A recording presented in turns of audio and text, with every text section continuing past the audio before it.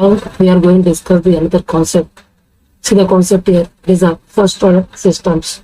So what is the meaning of first order systems? See if in the characteristic equation the highest power is 1, then we can say that systems are said to be first order systems. Listen carefully.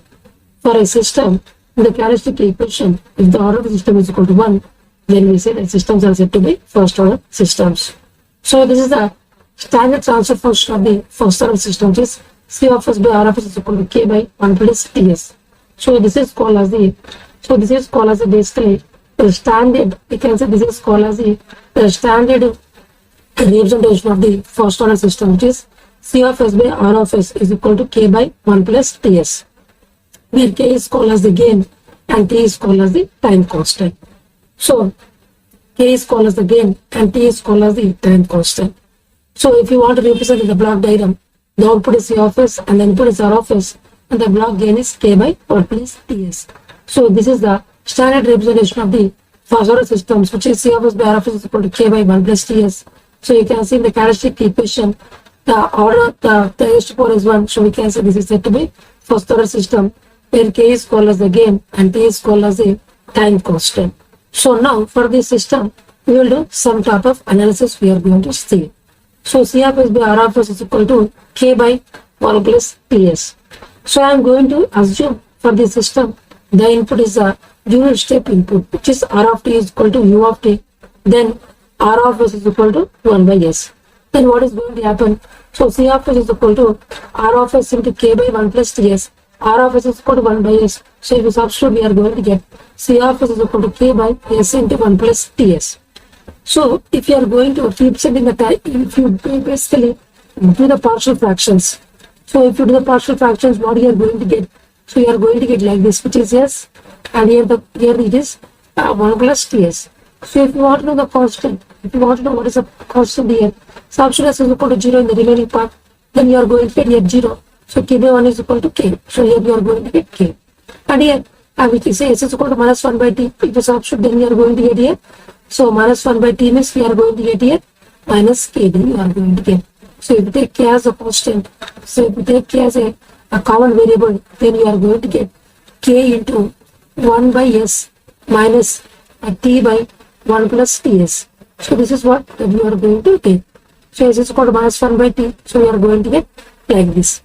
So basically now, if you do the Laplace inverse, then we are going to get C of t is equal to K into 1 minus e to the power of minus t by t you are going to get.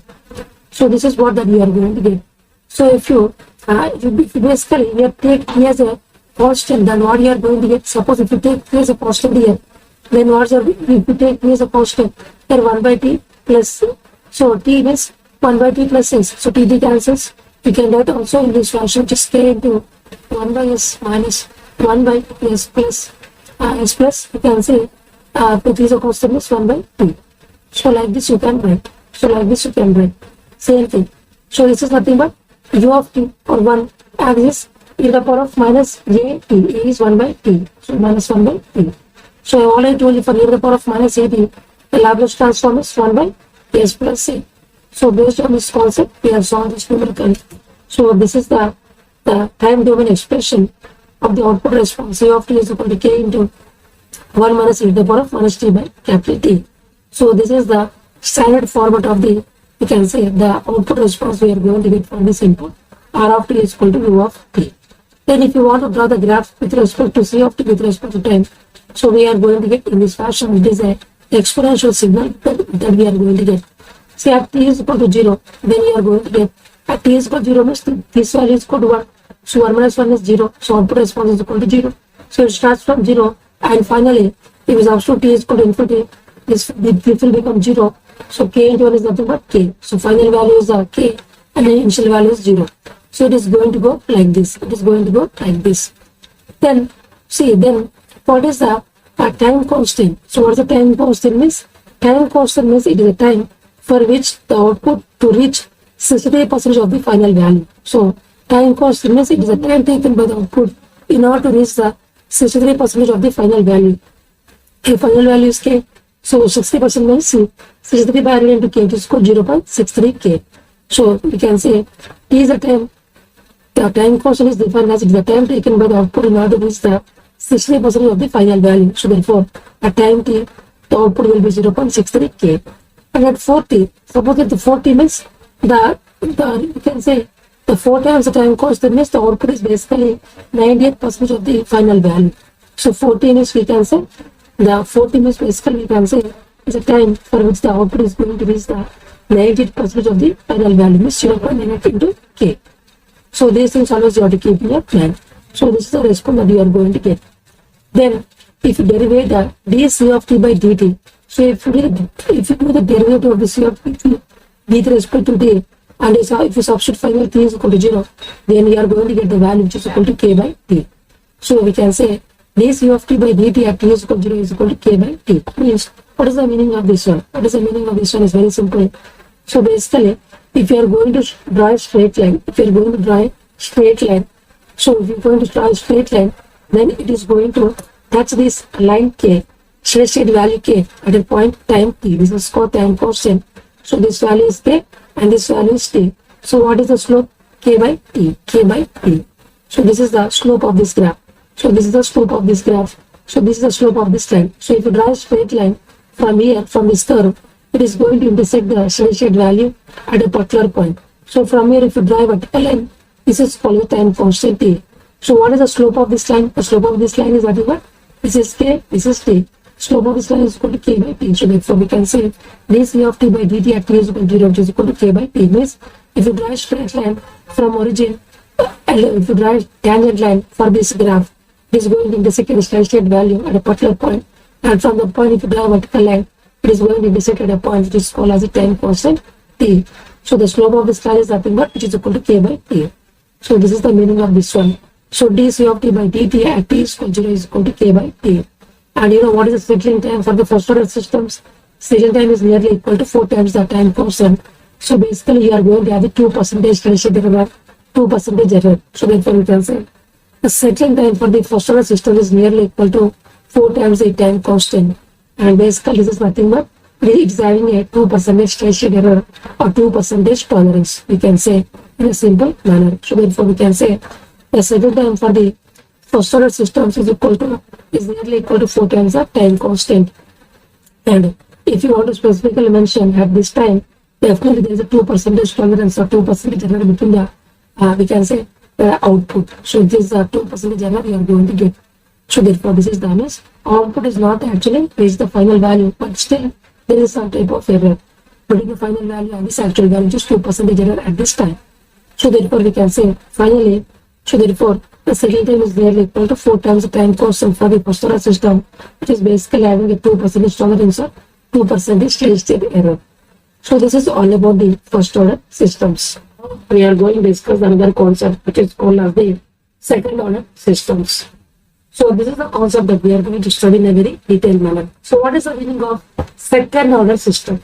Second order system is very simple, which is for the characteristic equation, if the highest power is 2, then we say that system is said to be second order system. So the general expression or the standard expression for the second order systems is, so the general expression or the standard expression for the second order system, which is C of s by R of s is equal to omega n square by s square plus 2 zeta omega ns plus omega n square.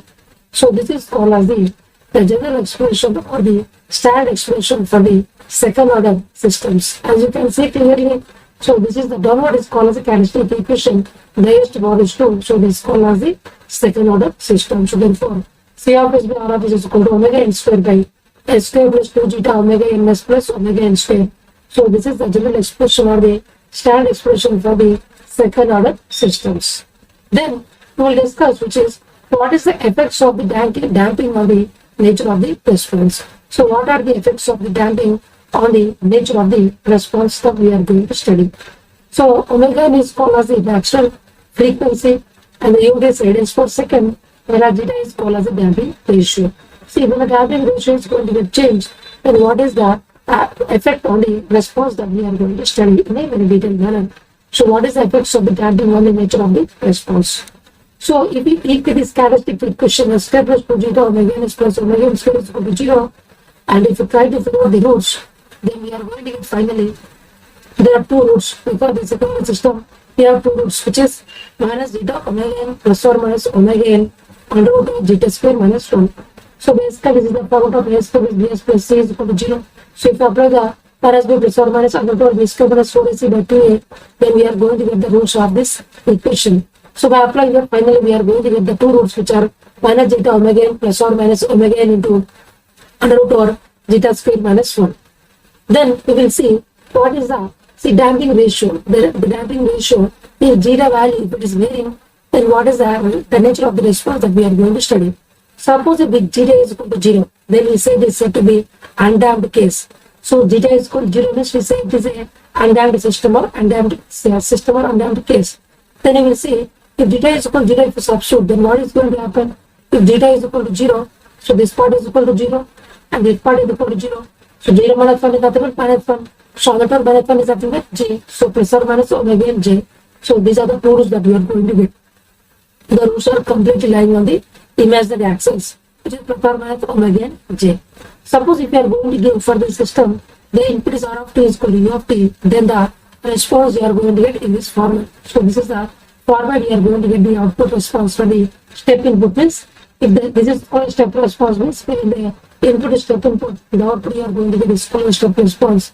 So this is the step response that you are going to get. So you can see the oscillators are not going to die. So they are always present for all the time. So that is the reason these are called as undamped case means the oscillators are always present. They are not damping. They are not finishing or they are not vanishing.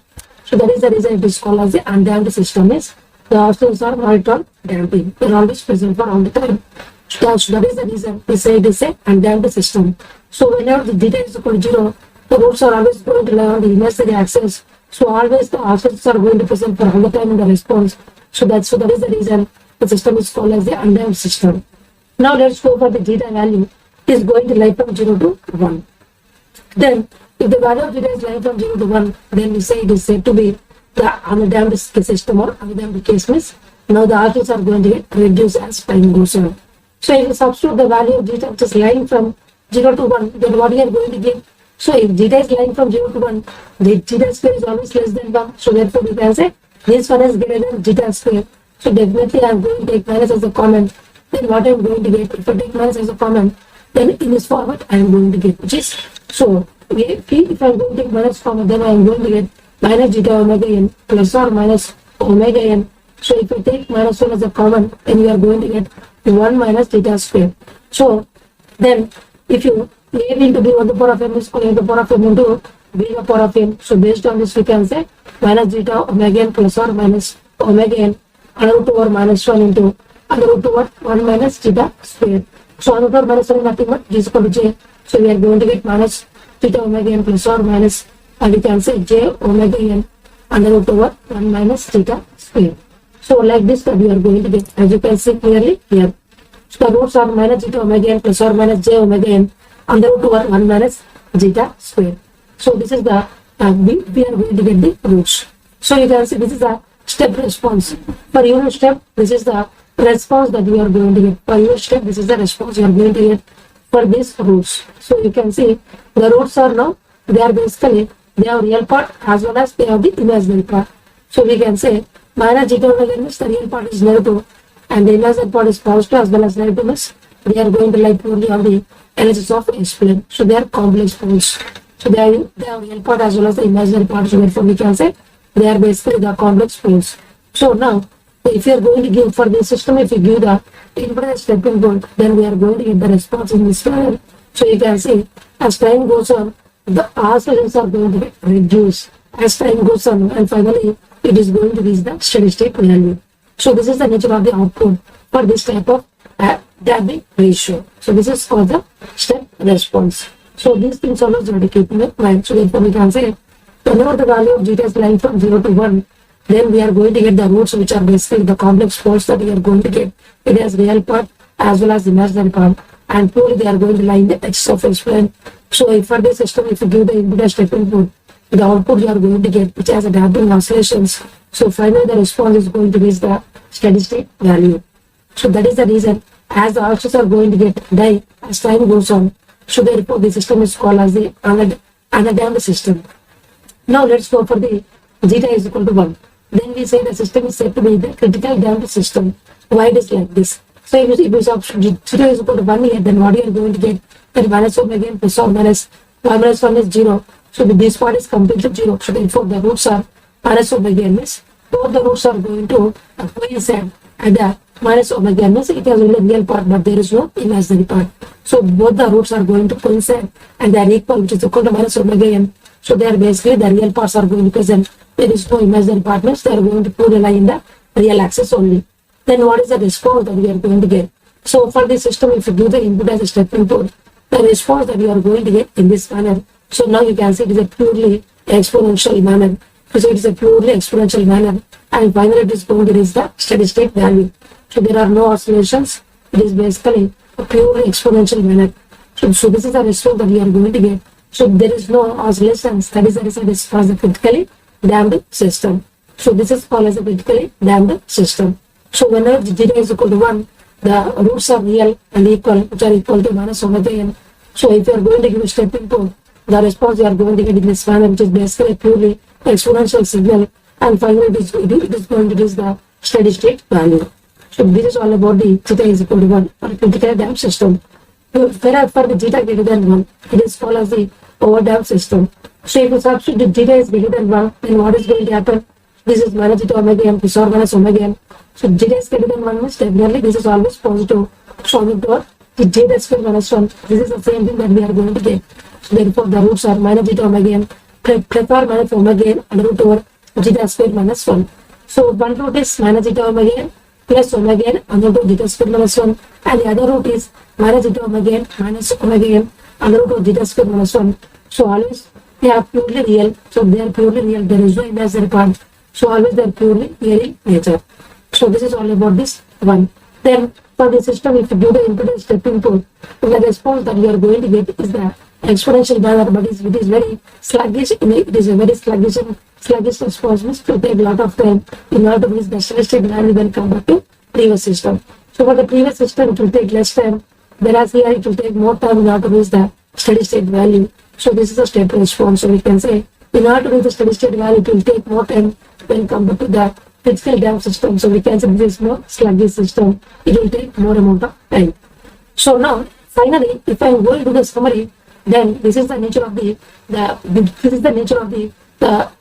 poles which are going to lie, the closed loop poles which are going to lie on the S plane. So basically you can see clearly. So this is the when zeta is equal to 0, when zeta is equal to 0, the poles are purely imaginary. Whereas when zeta is increasing from 0 to 1, they are basically real, the complex poles, and finally they are going to come here. And zeta is equal to 1, they are going to get coincide, and zeta greater than 1 means again they are going to move in this fashion. So you can see clearly from this picture, when zeta is equal to 0 means these are the poles. So they are purely imaginary poles. When zeta increases means whenever zeta is lying from 0 to 1, so this is the nature of the complex poles. They are real part and the imaginary part. When zeta is equal to 1, both the poles are equal in nature. And when zeta is greater than 1, they will go in this manner. So they are purely now real in nature. So zeta is equal to 0 means purely complex, and zeta is lying from 0 to 1 means they are complex poles, and zeta is equal to 1 means they are purely real and equal. Again zeta greater than 1 means again they are real, means they are purely real but not equal in nature.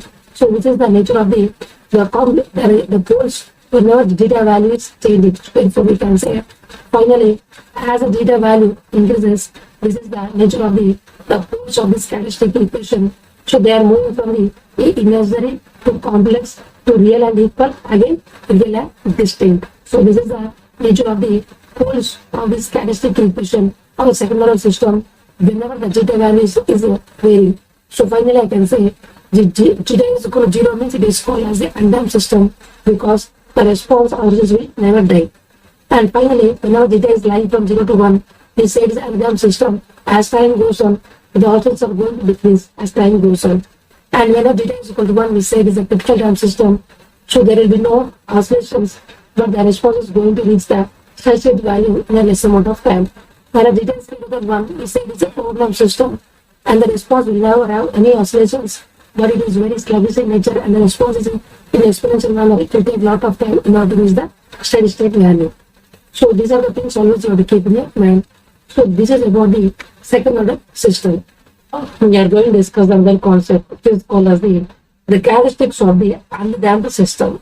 So undamped system is, I've already told you, the value of zeta is lying from 0 to 1. So whenever the value of zeta is lying from 0 to 1, then we say that system is said to be the undamped system. So for this case, now we are going to study what is the characteristics. So only for the undamped systems, now we are going to study the characteristics. So we are going to study the characteristics of the undamped system is for zeta value is lying from 0 to 1. What is the characteristics that we are going to study? So I've already told you for the undamped system, for the second order system, what are the poles? The poles is the limit for the explain. The poles are, I've already told you what is the nature of the poles. Just now we have seen that the poles are basically minus zeta omega n plus or minus j omega n under root over 1 minus zeta square. So this one I've already told you. Just now we have discussed. So the real part is minus zeta omega n and the imaginary part is omega n into under root over 1 minus zeta square. So this value we are going to assume it as the omega d. So this value we are going to assume its value is equal to omega d. So therefore S is equal to minus zeta omega n plus or minus j omega d. So this is the value that we are going to assume. So the real part is minus zeta omega n and this imaginary part is plus omega d here, here minus omega d here. So these are the complex poles. So you know this length which is zeta omega n. Just I'm going to use the magnitude part. This length is zeta omega n. So this length is equal to this length which is equal to omega d.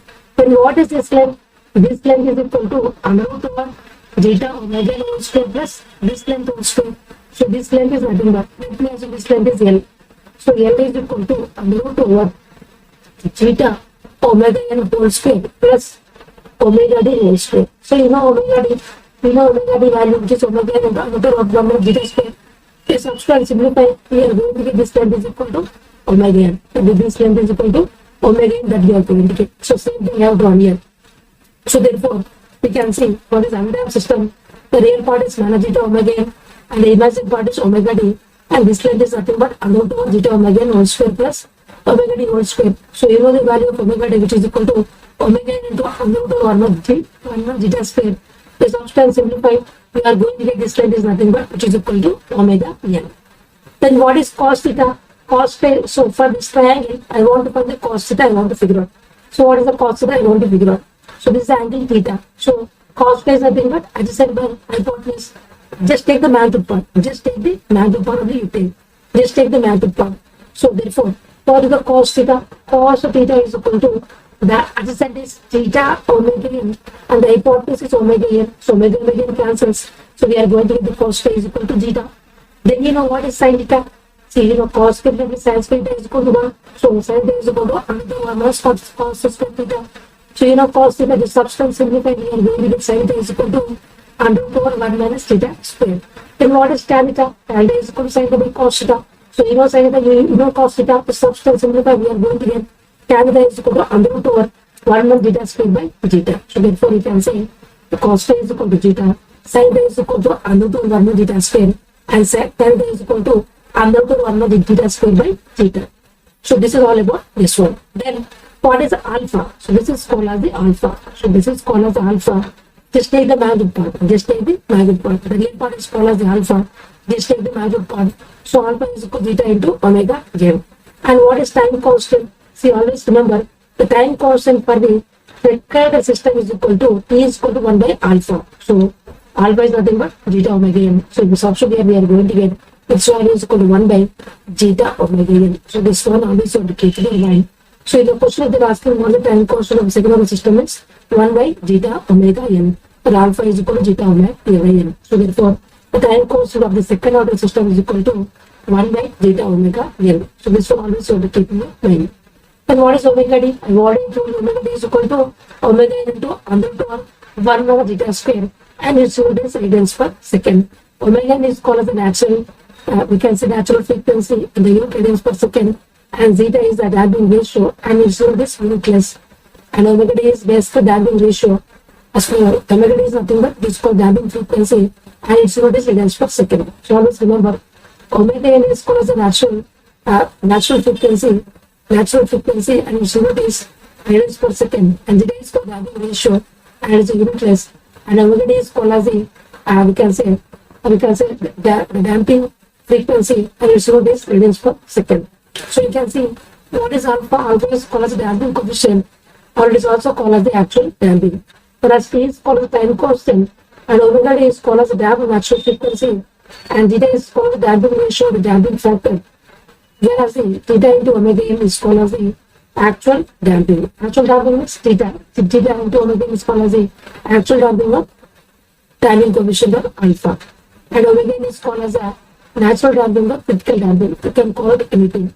Omega n is called as a natural damping or critical damping, and its unit is radians per second.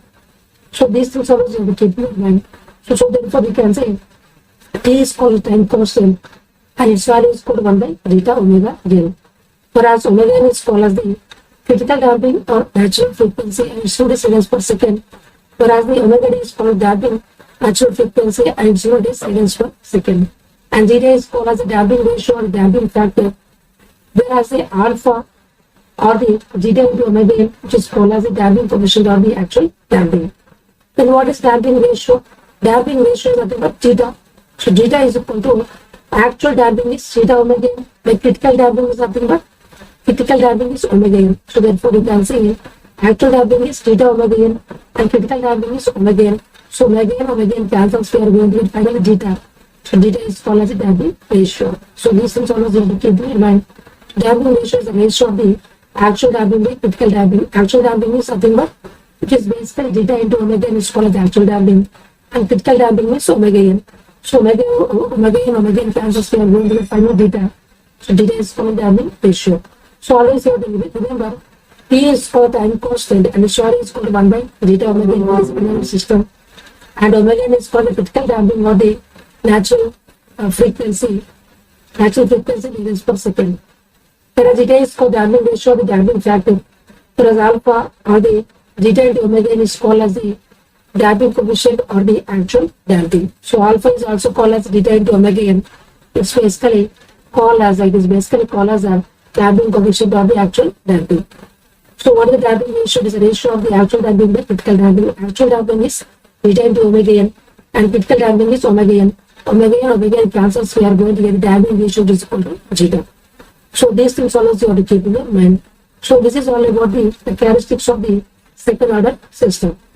Now let's go for the characteristics of the undamped system. This is basically the characteristics of the undamped system. So now further analysis, which is undamped response and the performance specifications. So now we are going to study the undamped response and the performance specifications. Undamped response means for the undamped system, suppose if we are going to give a unit step input, then what is the output we are going to get and what are the specifications that are going to associate for the system we need to figure out. Listen carefully. For the undamped system, data value is lying from 0 to 1.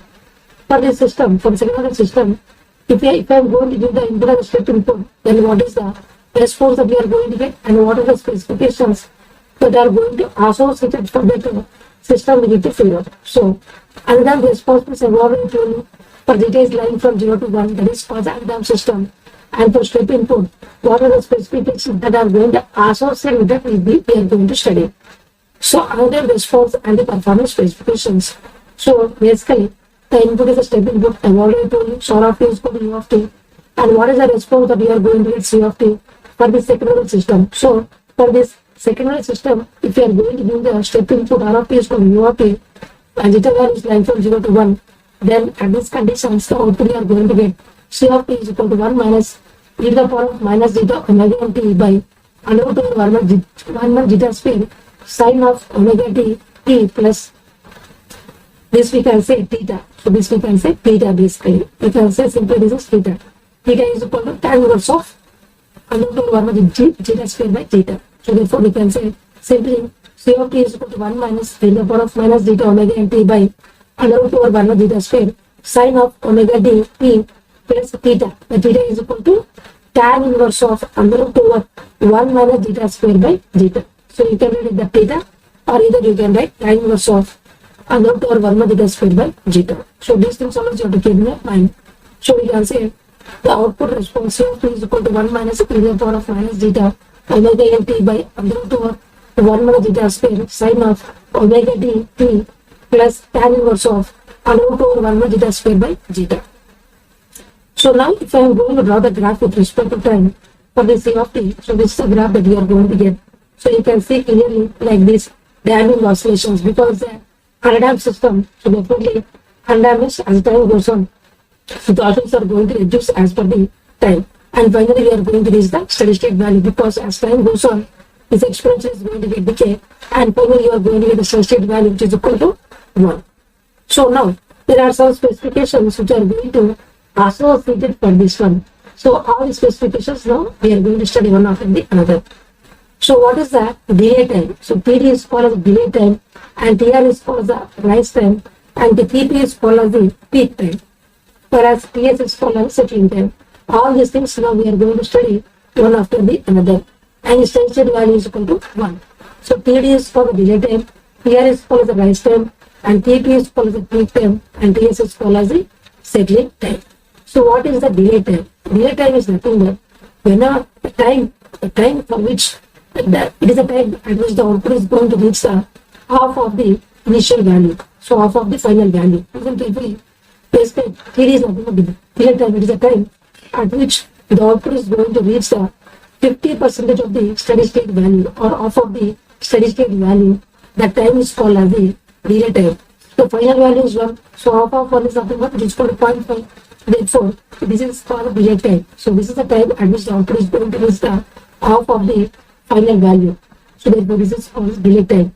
So the delay time formula is equal to, we are going to get 1 plus 0.7 zeta by omega n and its unit is seconds.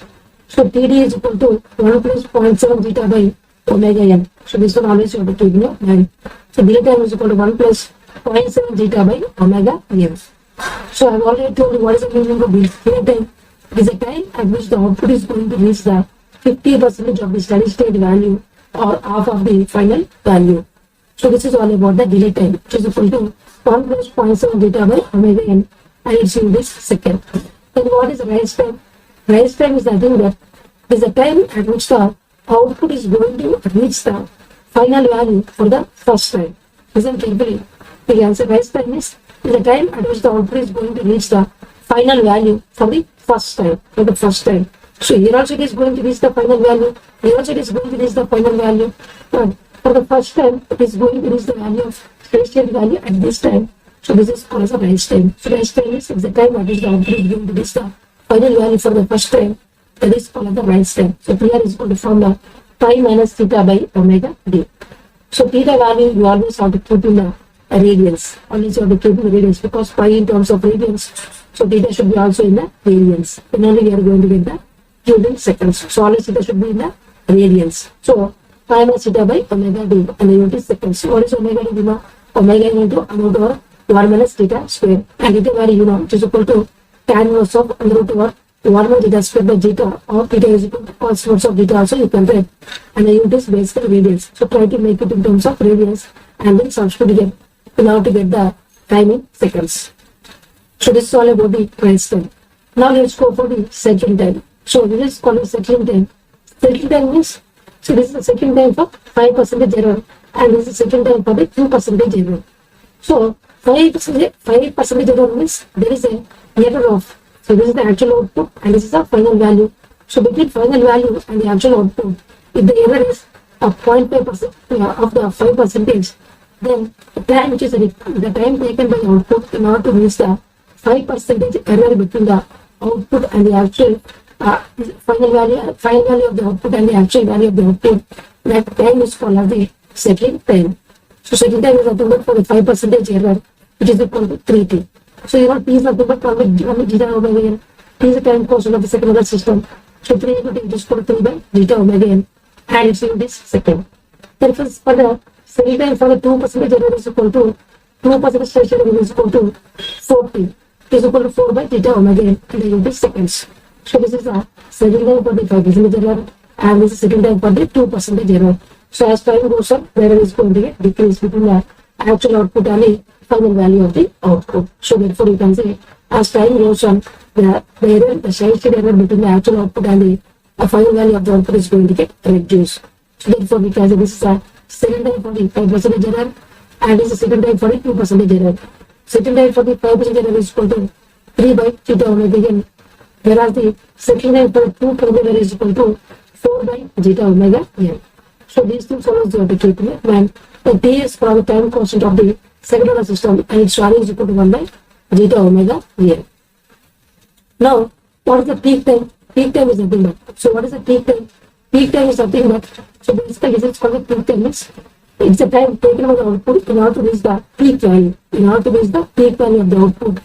That is called the peak time. The time taken by the output in order to reach the peak value of the output, that is called as the peak time. So this is the peak value of the output. So at this peak value, the time taken by the output in order to reach the peak value is called the peak time. So this is the time TP. So TP is called the peak time and its value is equal to n into pi by omega d. N into pi by omega d. So just to remove this theta, from TR, just remove this theta from TR, then you are going to get pi by omega d, attach n pi by omega d seconds. So here you have to substitute here. This is called as the overshoot.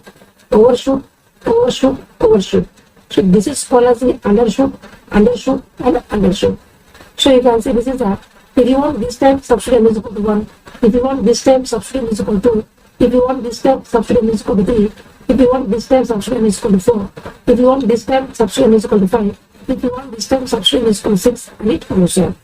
So this is called as the first overshoot, second overshoot, third overshoot, fourth overshoot. And this is called as the first undershoot, second undershoot, third undershoot. So this form always will be kept in mind. So therefore, in the question if they are asking for a second overshoot, what is the time taken is, then substitute n is equal to 3, so 3 pi by omega d. Suppose for first undershoot, they are asking what is the time taken is, substitute n is equal to 2, so you are going to get like this. So this is the first undershoot, second undershoot, say first overshoot, second overshoot, third overshoot, fourth overshoot. First undershoot, second undershoot, third undershoot. Substitute n is equal to 1, n is equal to 2, n is equal to 3, n is equal to 4, n is equal to 5, n is equal to 6. So these formulas always you have to keep in your mind. So the delay time is equal to 1 plus 0.7 zeta by omega n, and rise time is equal to pi minus zeta by omega d, and the peak time is equal to n pi by omega d. Only for delay time we are going to use the omega n, and remaining times we are going to use the omega d. So this is a shortcut to remember. So you can say only for the delay time we are going to use the omega n, and for rise time and peak time we are going to use the omega d. So delay time is equal to 1 plus 0.7 zeta by omega n seconds, and rise time is equal to pi minus zeta by omega d seconds, and we can say the peak time is equal to n pi by omega d seconds. The second time for the 5% steady is equal to 3 by zeta omega n, and the second time for the 2% steady is equal to 4 by zeta omega n, and the time constant of the second order system is equal to 1 by zeta omega n. So these things always you have to keep in your mind. So now the number of cycles. So this formula always you have to remember the number of cycles. The number of cycles means how many number of cycles which is taken place in the taken place by the output in order to reach the final steady state value, which is equal to Ts minus Tr. Ts minus Tr. So Ts minus Tr into Fd. Ts minus Tr into Fd. This is the actual value. For Tr, so Ts minus Tr. So Tr is very, very less. So we are going to neglect this one where it is nearly equal to Ts into Fd. The Ts is called the second time and Fd is called as the damping frequency. So you know omega d is nothing but 2 pi Fd. So from omega d get the value of Fd. So this is a formula. The number of cycles means how many number of cycles it is taken by the output in order to get the steady state value, which is equal to Ts minus Tr into Fd. Ts minus Tr into Fd. So this is a Ts and this is a Tr. Ts minus Tr into Fd. So basically it is nearly equal to, as Tr is very less, we are going to get this one. So it is nearly equal to Ts into Fd. Whereas omega d is equal to 2 pi Fd. So therefore we are going to get like this, which is omega d. So therefore we can say omega d is equal to 2 pi Fd. So from omega d, try to get the value of Fd. And substitute we are going to get these four number of cycles are going to present. These four number of cycles are going to get present in order to reach the steady state value. The number of cycles is equal to TS plus TR into FD. As TR is very less, we are going to get this one. It is nearly equal to TS into FD. Plus omega D is equal to 2 FD. So from this get the value of FD. So for 5% tolerance band, the number of cycles are. So for 5% tolerance band, the number of cycles are. So see, in order to reach the 5% steady state error, the number of cycles which are going to present is, which is here use the PS 5%, which is 3 by theta omega n. So 3 by theta omega n into FD. So for 2% tolerance band, the number of cycles are, use the PS for 2% second time, which is 4 by theta omega n into FD. So this is a very simple formula. So therefore we can say the general formula, the number of cycles by the output in order to reach the steady state value is equal to TS minus TR into FD. But TR is very less, so we are going to get this one. This is nearly equal to TS into FD. TS is called section time and FD is called damping frequency in a hertz. So omega D is equal to FD. So from this one get the value of FD. So for the 5% steady state error or the 5% tolerance bands, the number of cycles are. So use the second time for 5%, 5 for the 5% error, which is 3 by theta omega n into FD. And for 2% steady state error of the tolerance band, the number of cycles are. So use the second time for the 2% error, which is 4 by theta omega n into FD. Then I already told you what is that time constant T. Time constant T. So basically the time period. This is basically the time period of the damping signal. So this is the time period of the damping signal, which is 1 by FD. Or we can say, FD is nothing but omega D by 2 pi. So we simplify, we are going to get 2 pi by omega D. So in this way I can write like this. So we can say FD is nothing but, simply we can say FD is equal to 1 by damping time. Or we can say here, I can use damping time. So this is the damping time. Or time period of the damping oscillations. So we can use PD because we get confused. Because P we use for time constant of the second order system, which is called 1 by theta omega n. So if we use the same symbol T again, we will get confused. So I will use here PD. So PD is called as the time period of the damping oscillations. So PD is called as the time period of the damping oscillations. For simple purpose, I am going to use like this. So PD is equal to 1 by FD. So FD which is equal to omega D by 2 pi. So we simplify, we are going to get 2 pi by omega D. So it is the time period of the damping sinusoid. So PD is nothing but it is the time period of the damping sinusoid. So we can say this is called as the time period of the damping sinusoid. So this is the time period of the damping sinusoid signal. So I've already told you, if substitute n is equal to 1, 3 and 5, we are going to get the overshoot.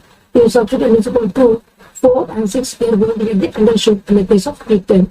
So I already told you, if substitute n is equal to 1, we are going to get the first overshoot. If substitute n is equal to 3, we are going to get the second overshoot. If substitute n is equal to 5, we are going to get the third overshoot. Similarly, if substitute n is equal to 2, we are going to get the first undershoot. If substitute n is equal to 4, we are going to get the second undershoot. And if substitute n is equal to 6, we are going to get the third undershoot. So this concept I have already told you. Now, what is the peak value? MP. MP is nothing but basically MP is nothing but this is the difference. The difference between the peak value as well as the final value of the output is called as the peak value. MP. MP is called as the is the difference between the peak value of the output and the steady state value of the output. Then we can say that is called as the NP. So NP is nothing but it is the difference of the peak value of the output and the steady state value of the output. That is called as the NP. So finally you are going to get the formula. NP is equal to e to the power of minus zeta pi by root over 1 minus zeta square. So NP is equal to e to the power of minus zeta pi by root over 1 minus zeta square. So basically here, suppose NP is nearly equal to, then basically we can say NP is nearly equal to e to the power of minus zeta n pi by under root over 1 minus zeta square. Here n I have already told you for general case. Yes, for this one. So for this one, suppose if you want for this one, then you substitute the corresponding value of n. So this is a general formula. So finally, this formula is only for the first case. For the first two overshoot only, this is the formula. Suppose if you want to find for the any other case means substitute the corresponding value of n in order to get the result. So this is a general expression. Here in case of here is subsidiary n and remaining everything is same. So always remember n2 is equal to e to the power of minus zeta pi by under root over 1 minus zeta square. So if you want the general expression means here subsidiary n and remaining everything is same. So this is a general expression. If you want to get the corresponding and the remaining at peaks, what is the difference if you want to get? So this is the formula. Whereas omega d is called damping frequency or the output frequency also we can call. So this is omega d is basically called damping frequency or the output frequency means this sinusoid is going to damp with the frequency which is called as the omega d. So this is the sinusoid which is going to damp with the frequency which is called as the omega d. So the frequency at which the sinusoid is going to get damped is called as the omega d. So omega d is called damping frequency or the output frequency also we can call. So all these things always you have to keep in your mind. So these things always you have to keep in your mind. So this is all about this, you can say the random response and the performance specifications. So we are going to discuss another concept which is called as a series RLC circuit. So for the series RLC circuit, we are going to study some important specifications. So you can say this is a series RLC circuit. Resistor, electron, capacitor, R, L and C. So this is the input and this is the output. So the circuit I am going to convert into Laplace domain. So it will become V of S, V of S, this is I of S, and this is R, S, L, and 1 by SC. So these are the, when you are going to convert from time domain to Laplace domain, so these are the things we have to remember, which is V of S, I of S, Z of S, R, S, L, and 1 by SC. So if you are going to apply the KVL in the input loop, then we are going to get V of S is equal to I of S into R plus S L plus 1 by SC. Then if you want to find what is the output voltage, V of S is equal to I of S into 1 by SC. So do the ratio of these two things. So you are going to get V of S by V of S is equal to finally after doing the simplification means initially you get like this 1 by SC by R plus SL plus 1 by SC. So if you simplify, we are going to get this formula which is 1 by LC by S square plus R by L, S plus 1 by LC. So after doing the simplification, we are going to get this formula. This is basically in the standard separator characteristic equation format. It is going to present in the standard separator characteristic equation which is equal to omega n square by S square plus 2 theta omega n s plus omega n square. So basically it is in the standard separator characteristic equation which is S square plus 2 theta omega n square by S square plus 2 theta omega n s plus omega n square. So by comparing, we can say we are going to get 2 theta omega n is equal to R by L and omega n square is equal to 1 by LC. So if we simplify, we are going to get the value of omega n is equal to 1 over 1 by LC means 1 by under root over LC radians per second. And zeta value is nothing but R by 2 under root over C by L. And time constant is nothing but it is second characteristic equation. So time constant is equal to 1 by zeta omega n. So you know the value of zeta and you know the value of omega n. You substitute, we are going to get its value is equal to 2L by R. So these things always you have to keep in your mind. So therefore we can say the value of omega n is equal to 1 by under root over LC for the I think we can say it is a natural frequency for the series RLC circuit, and the damping ratio is equal to R by 2 under root over C by L. And the time constant T is equal to 1 by zeta omega n. So you know zeta, you know omega n, the substance simplified, we are going to get its value is equal to 2L by R. So these three formulas always you have to remember in the case of series RLC circuit, whereas the natural frequency is equal to 1 by R root over LC radians per second, and zeta value is equal to R by 2 under root over C by L, and the time constant T is equal to 2L by R. So these things always you have to keep in your mind. So definitely in the examinations at least one question will be asked from direct series RLC circuit. So omega n is equal to 1 by R root over LC radians per second, and zeta is equal to R by 2 R root over C by L, and the time constant T is equal to 1 by zeta omega n. So just substitute the value of zeta and omega n, we are going to get its value is equal to 2L by R. So these formulas always you have to keep in your mind. So this is all about the series RLC circuit. Now we'll discuss another concept. This is called as the tank system. So here see clearly there is some type of tank system. So basically here I am going to fill some water. So this water is basically the height of this water from the ground level, which is h. So basically here, as the water tries to flow in this direction, but here I am going to provide some resistance to the flow of water. So I am going to provide some amount of resistance to this flow of water with the help of this tap. So because of this, the water is going to flow outward. So here basically suppose you think that some some from outside some source, the water is coming inside with the rate of Qi. And from this vessel, the water is flowing outside with the rate of Q naught. So you can see for this vessel, the incoming water has a rate of Qi, and through this vessel, the water is going outward with the rate of Q naught. So now here C is called as the area of the tank. So C is called as the area of the tank, and its unit is meter square. Plus it is called as the height of the water level. So height of the water level, and its unit is meter. Where Q is called as the rate of the water inflow, and its unit is meter cube per second. Means for 1 second, this much amount of volume of water is going to come into this vessel. And Q is called as the rate of water outflow. It's meter cube per second. Means for 1 second, this much amount of volume of water is going to flow outward through this chamber. Then R is called as resistance to the water flow, second per meter square. So this much amount of resistance is provided for the flow of water by this path. So now, what is the formula? You always have to keep it in mind that the difference of this rate of water flow, Qi minus Q is always directly proportional to the we can say this is the rate at which the height is going to be varied. So Qi minus Q is always directly proportional to dH by dt. So Qi minus Q is always directly proportional to dH by dt. Means whatever the difference of rate, incoming rate minus out rate is equal to, is directly proportional to the rate at which the height is going to get changed. So this is the input rate minus output rate is nothing but this is the rate at which the height is going to get increased or decreased with respect to time. So Qi minus Q is always directly proportional to dH by dt. So the difference of the rate of the inflow minus outflow is always directly proportional to the rate of the water increase or decrease. Suppose if Qi is more when compared to Q naught, then definitely H will increase. Suppose if Q naught is greater than Qi, then definitely the height is going to decrease with respect to time. So therefore we can say, as if Qi is greater than Q naught, then definitely we can say the height is going to get increased with respect to time.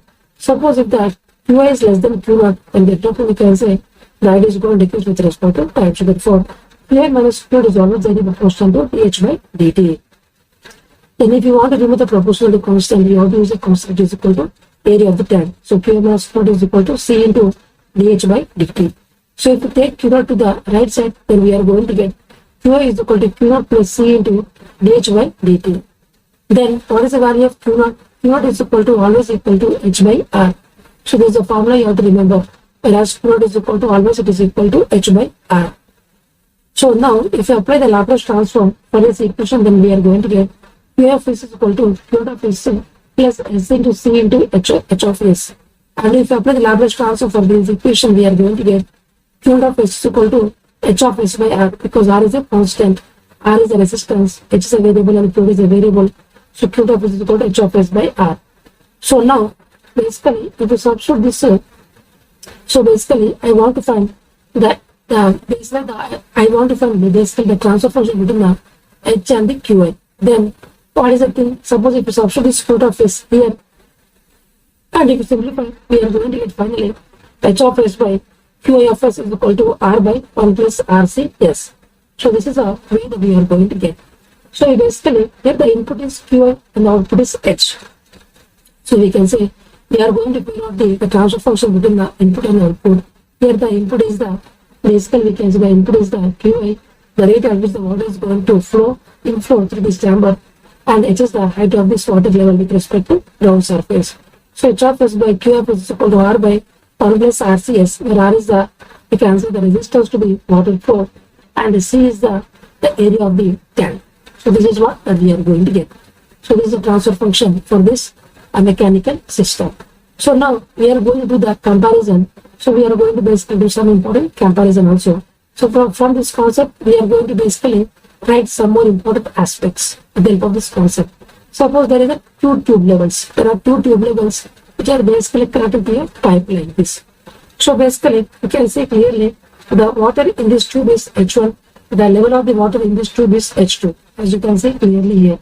So now, basically, here the water is flowing through this rate. So through this pipe, the water is flowing with the rate of Q. So here also the rate is Q. Here also the rate is Q. So between these two things, we are going to provide some amount of resistance. So we are going to provide some amount of resistance for the flow of water.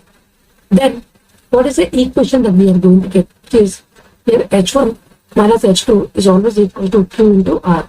H1 minus H2 is always equal to Q into R. So this is a formula you have to remember, which is H1 minus H2 is always equal to Q into R, where H1 is the height of the water level in the tube 1, whereas H2 is the height of the water in the tube 2, and Q is the rate of flow of water in the pipe, and R is the resistance to the flow of water path. So H1 minus H2 is equal to Q into R.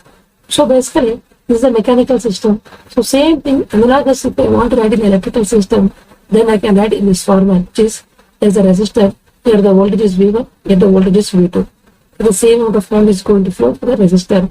So the equation is V1 minus V2 is equal to I into R. So this is a mechanical system, this is an electrical system. Both are analogous, so you can see both are having the same amount of equations. Here IT is nothing but potential in the, so whatever the IT in the analogous system, okay, the mechanical system, it will become voltage in the electrical system, and whatever the flow of water in the mechanical system, it will become current in the electrical system, and what are the resistance for the flow of water in the mechanical system, it will become resistance to the electrical system. So these things always you have to keep in your mind. So H1 minus H2 is always equal to Q into R, and V1 minus V2 is equal to I into R. So these are basically, the equations are similar in nature. So we can say this is a mechanical system and this is electrical system. So both the systems are said to be analogous in nature. So this is all about this circuit. Now we are going to discuss the other concept, which is basically the stability. So basically, what is the meaning of stability? So stability means we are going to figure out whether a given system is stable or not. So this is a concept that we are going to learn through this stability concept. Stability of a system is defined as, for bond input, the output must be bounded, or the impulse response of the system should tend to 0 as time t approaches infinity, and also depends on the roots of the characteristic equation, which is 1 plus j of s h of s is equal to 0, which are the closed loop poles. So basically, how to tell whether a given system is stable or not? So either you can say like this. So for a given system, if you are going to give a bond input, and the output is a bond output. So for a given system, if you are going to give a bond input and you are going to get a bond output, then we can say, yes, that system is said to be stable system. Or for the same system, if you are going to give an impulse input, then definitely the impulse response you are going to get, as t tends to infinity, the impulse response should always tend to 0. So by seeing this also, we can say the given system is said to be stable. Or we can say, just by figuring out, just by doing the calculation of the characteristic equation and trying to figure out the roots of this characteristic equation. So if they are going to lie in the edge of its plane, then we can say the system is said to be stable. So either of these three ways we can say the given system is stable or not. So listen carefully. Finally, I can say by three methods we can say a given system is stable or not, which is the first case is a given system is said to be stable or not just by giving a bond input. If you are going to get a bond output, then we can say that yes, the system is said to be stable. Or if you give an impulse input for the system and you are going to get the impulse response, as t tends to infinity, if the impulse response is going tends to 0, then also we can say the system is said to be stable. Or try to figure out the characteristic equation for the system and try to figure out the roots of the characteristic equation. If they are going to lie in the surface group, then we can say the system is said to be stable.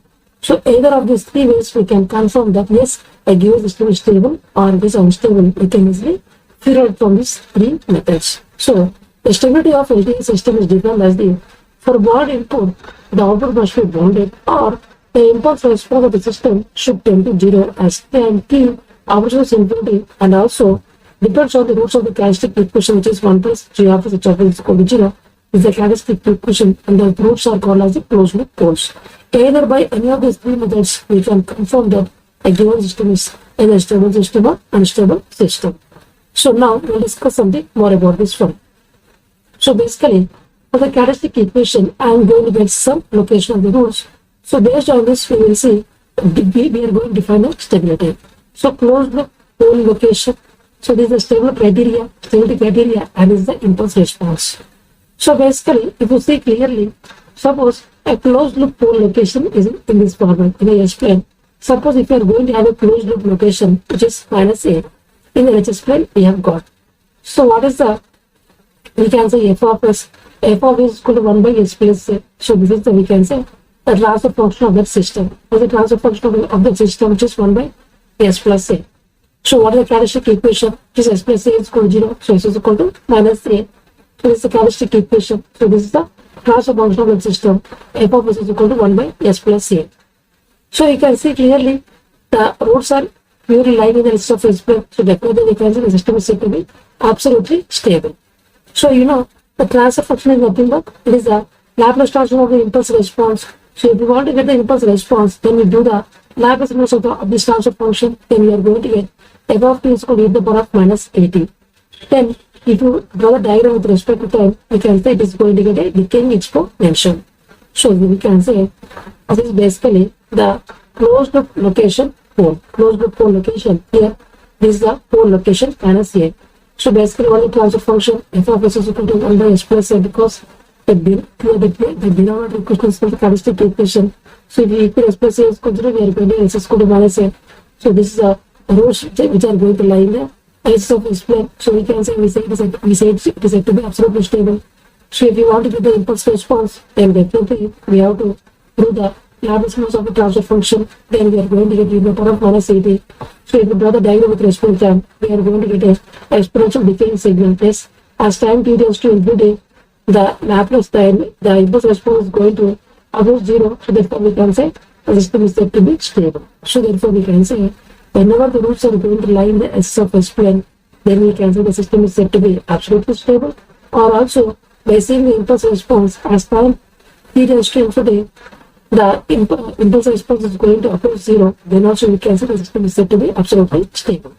Now let's go for the another transfer function. Another transfer function f of s is equal to 1 by s plus a whole square. So this is the system transfer function f of s is equal to 1 by s plus a whole square. So this one is called the characteristic equation. So if we equal to 0, we are going to get s plus a whole square is equal to 0 means s is equal to minus a and minus a. So therefore we are going to get 2 poles at minus a and minus a. So now we can say as the roots are going to lie in the, as the closed loop poles are going to lie in the axis of s plane, so we can say the system is said to be absolutely stable.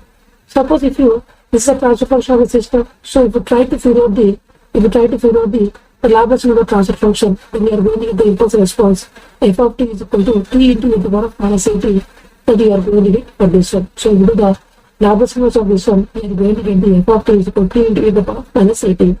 So if you are going to draw the diagram with respect to time, so we are going to get in this format. So this is the diagram that you are going to get. So you can see clearly as time t approaches infinity, the impulse response is going to approach 0. So we can say the system is said to be stable. So therefore we can say whenever the closed loop poles or the roots of the characteristic equation, if they are going to lie in the axis of s plane, then we can say the system is said to be absolutely stable. Or as the time t approaches infinity, if the impulse response approaching 0, then also we can say the system is said to be stable. So now let's go for the another case. Suppose if there is a system with the transfer function f of s is equal to 1 by s plus a whole square plus b square. So the downward part is equal to characteristic equation. So if we equate this one to 0, then we are going to get s plus a whole square plus b square is equal to 0. So if we solve this equation, we are going to get the roots which are minus a plus or minus jb. So these are the roots that we are going to get, two roots which are s is equal to minus a plus or minus jb. So if you are going to plot on the s plane, we are going to get like this minus a plus or minus jb. So this is minus a plus jb, this is minus a minus jb. So you can see clearly this is basically, now I want to find what is the basically for this transfer function I want to find the Laplace inverse of this transfer function. So I am going to get the impulse response. Then you are going to get f of t. So you are going to get in this format which is 1 by b into e to the power of minus 80 into sin bt. So this is the expression that we are going to get. F of t is equal to 1 by b into e to the power of minus 80 into sin bt. So if you are going to draw the graph with respect to time, so you are going to get a decaying exponential sinusoid. It's a decaying exponential sinusoid we are going to get. So a sinusoid is going to decay with respect to time because of this exponential decaying signal.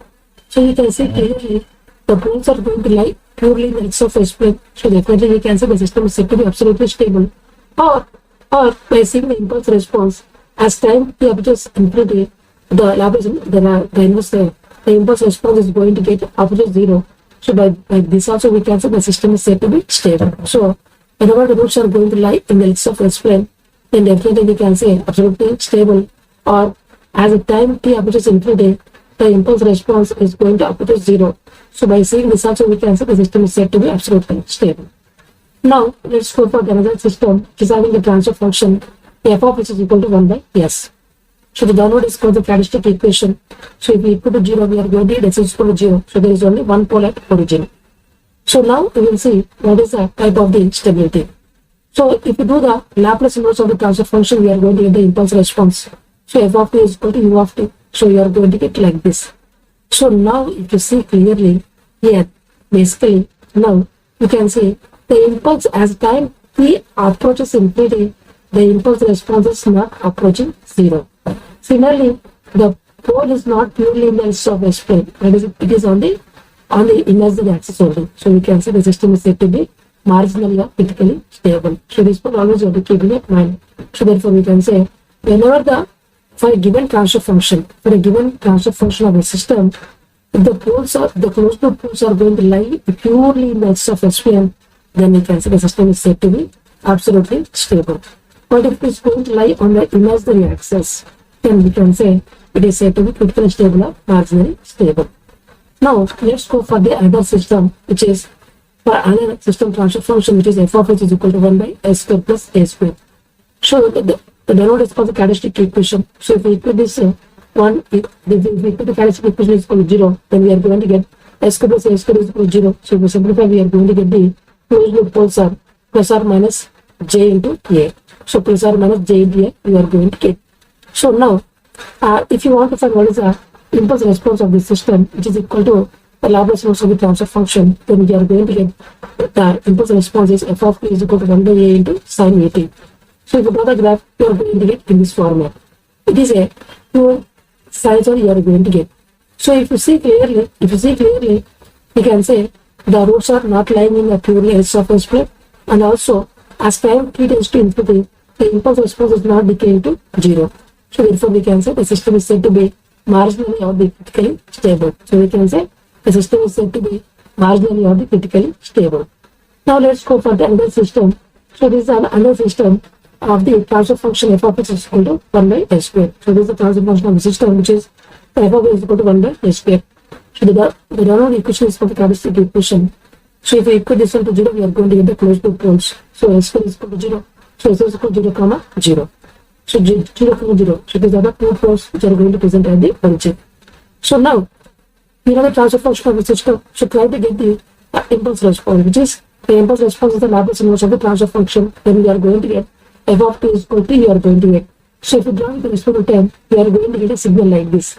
So now we can say finally we can say whenever the roots are repeating on the imaginary axis, then we can say the system is said to be unstable. So whenever the roots are going to repeat on the imaginary axis, then we can say that system is said to be unstable system. And we can say, as you can see clearly, as the t tends to infinity, the impulse response is not decaying to, it is not approaching 0, but it is approaching infinity. So we can say the system is said to be unstable system. Similarly, suppose if you take another system which is having a transfer function, the f of x is equal to 1 by s square plus a square whole square. So the downward is called the characteristic equation. So if we equate this one to 0, we are going to get the closed loop poles. So s square plus a square whole square is equal to 0, then we are going to get the roots are s is equal to plus or minus ga plus or minus ga. 4 roots we are going to get. So I am going to plot these roots closed loop poles on the. So I am going to plot all these roots on the s plane. Then I am going to get in this format, which is here plus or minus s ga minus ga. We have 2 roots, here 2 roots. So total we are going to get 4 roots. Then suppose if you want to find what is the impulse response. Impulse response is the Laplace inverse of the transfer function. Then we are going to get, if we try to figure out the Laplace inverse of this transfer function, we are going to get f of t is equal to t into sin at. So if we try to graph the graph with respect to time, so we are going to get a increasing sinusoid. We are going to get a increasing sinusoid, and this is the t. So this is basically t. So therefore like this we are going to get increasing sinusoid. So you can see clearly whenever the roots are going to, whenever the closed loop poles are going to repeat on the imaginary axis, then we can say the system is said to be unstable, and the impulse response as t approaches infinity, the impulse response is not approaching 0. So definitely we can say the system is said to be unstable, but it is approaching infinity. So therefore we can say whenever the roots are going to repeat on the imaginary axis blindly, whenever the closed loop poles are going to repeat on the imaginary axis, by default we can say the system is said to be unstable system. Now let's go for the other case. So this is a system. So now suppose there is a system with the transfer function f of s is equal to 1 by s minus a. So the downward is called the characteristic equation. So if we equate this one to 0, we are going to get the closed loop poles. So s minus a is equal to 0 means s is equal to a. So we are going to get, so if you are going to draw the closed loop pole on the S-plane, we are going to get this root here. So now, if you want to figure out the impulse response is the Laplace inverse of the transfer function, then we are going to get f of t is equal to e to the power of dt. So if you draw the graph with respect to time, we are going to get an increasing exponential signal. So you can see clearly that the impulse response is not decaying with respect to time. So therefore, as t approaches infinity, so impulse response is not decaying, is not approaching 0. So we can say the system is said to be unstable system. So if any closed loop pole, if it is lying on the RHS of the S-plane, then default we can say that the system is said to be unstable system. If any closed loop pole of a transfer function, if it is lying in the axis of S-plane, then by default we can say the system is said to be unstable system.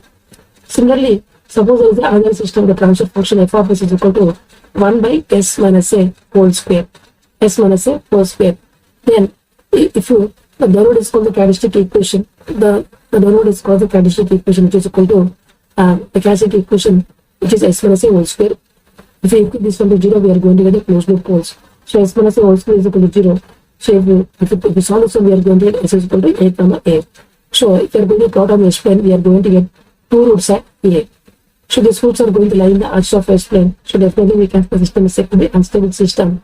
So if you try to figure out the Laplace, the impulse response of the system, it is equal to the Laplace inverse of the transfer function. Then we are going to get f of t is equal to t into e to the power of at. So if you draw the graph with respect to time, then we are going to get an increasing exponential as time goes on. So therefore we can say simply whenever the poles are going to lie on the, whenever the closed loop poles are going to lie in the axis of S-plane, then definitely we can say the system is said to be unstable system. And also as time t approaches infinity, the impulse response is not, it is not approaching 0. So definitely we can say the system is said to be unstable system. So now if you go for the another system, the transfer function f of s is equal to 1 by s minus a whole square plus b square. So this is called the characteristic equation. And if we equate this characteristic equation is equal to 0, we are going to get the closed loop poles. So if we equate the s minus a whole square plus b square is equal to 0, we are going to get the two roots which are a plus or minus jb. So if you plot this closed loop poles of the S-plane, we are going to get a plus or minus jb. So this is a plus jb and a minus jb. So basically these poles are going to lie in the axis of S-plane. So definitely we can say the system is said to be unstable. So if you want to get the impulse response, which is equal to the Laplace inverse of the transfer function, then we are going to get f of t is equal to 1 by b into e to the power of ab into sin bt. So then basically we are going to get a, if you want to draw the graph with respect to time, we are going to get a increasing exponential signal that we are going to get with respect to time. So as the t approaches infinity, the impulse response is not approaching 0. So we can say the system is said to be, it is said to be unstable system. So the roots are going to, the closed loop poles are going to lie in the axis of S-plane. Then we can say the system is said to be unstable system. So finally, listen carefully. One important point I want to tell you. See, if the roots are lying purely in the edges of S-plane, listen carefully. If the roots are going to lie purely in the edges of S-plane, irrespective whether repeating, they are not repeating, irrespective of that, definitely we can say that system is said to be always stable. Always stable. Listen carefully. If the roots, the closed loop poles of the system, for a given system, if the closed loop poles are going to lie purely in the LHS, whether they are repeating, whether they are not repeating, whether they are complex, whether irrespective of them, always we can say the system is said to be stable. But if the roots, if the closed loop poles are going to lie on the imaginary axis, whether if they are not repeating, means we can say the system is stable physical system or marginally stable system. But if they are repeating, if the roots are going to repeat on the imaginary axis, then we can say the system is said to be unstable system. And if the closed loop poles are going to present on the axis of S-plane, irrespective whether they are repeating, whether they are not repeating, like real or something, always the system is said to be unstable system. So this point always you have to keep in your mind. Listen carefully. Listen carefully. Finally, I can say, for a given system, if the closed loop poles are going to lie in the LHS of S-plane, irrespective whether they are real or whether they are complex or whether they are repeating, we can say the system is always stable. If the closed loop poles of the systems, if they are going to present on the imaginary axis and they are not repeating, if they are not repeating, definitely we can say the system is said to be marginally stable system or critically stable system. But if the roots, if the closed loop poles are going to repeat on the imaginary axis, then definitely we can say the system is said to be unstable system. Similarly, if the closed loop poles of the system, if they are going to lie in the axis of S-plane, whether they are repeating, whether they are not repeating, whether they are real or whether they are complex, always we say the system is said to be unstable system. So this point always you have to keep in your mind. So finally, let me write here. Suppose if the closed loop poles are going to lie purely in the LHS of S-plane, irrespective whether they are repeating or not repeating or anything real or complex, always we say the system is said to be stable. Otherwise, suppose if the roots are going to lie purely on the imaginary axis, and if they are non-repeating, then we can the system is said to be marginally stable. Suppose if they are repeating, means we can say it is an unstable system. Suppose if the closed loop poles of the transfer function, if they are lying on the arcs of S-plane, whether they are repeating, whether they are non-repeating, whether they are real or whether they are complex, always we can say the system is said to be unstable system. So this point always you have to keep in mind. So finally I can say, suppose if for a given transfer function, the closed loop poles are going to lie in the S of S-plane, whether they are real or whether they are complex, whether they are repeating or whether they are not repeating, always the system is said to be always stable. Suppose if the closed loop poles of the system, they are going to lie on the imaginary axis and they are non-repeating, then we can say the system is said to be marginally stable system or critically stable system. But if the roots are going to, if the closed loop poles of the system, if they are going to lie on the imaginary axis and they are repeating, then we can say the system is said to be unstable system. So similarly, if for a given system, if the closed loop poles of the system are going to lie in the axis of S-plane, whether they are real, whether they are complex, whether they are repeating or whether they are non-repeating, always we can say the system is said to be unstable system. So for the stable systems, at t approaches infinity, for the stable systems, as the time t approaches infinity, the impulse response approaches 0. For marginally stable systems, as the time approaches infinity, the impulse response will have a finite value.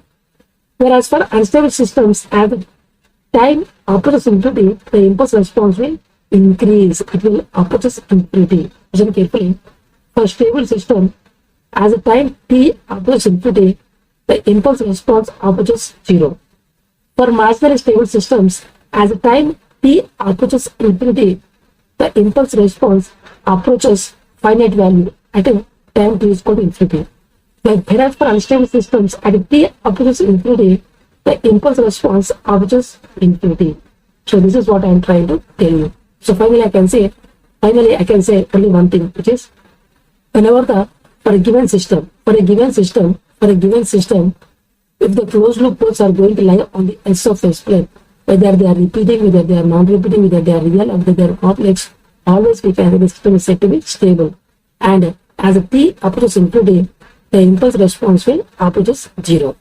Similarly, whenever the closed loop poles of the system, they are going to lie on the imaginary axis, and if they are non-repeating, then we can say the system is said to be marginally stable system. A critically stable system means as t approaches infinity, the impulse response approaches a finite value.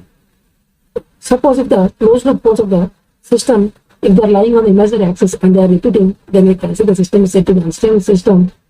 As t approaches infinity, the impulse response will approaches infinity. Similarly, if the closed loop poles of the system, if they are going to lie on the imaginary axis, on the arcs of the S-plane, whether they are repeating, whether they are non-repeating, whether they are real or whether they are complex, always we can say the system is said to be unstable system.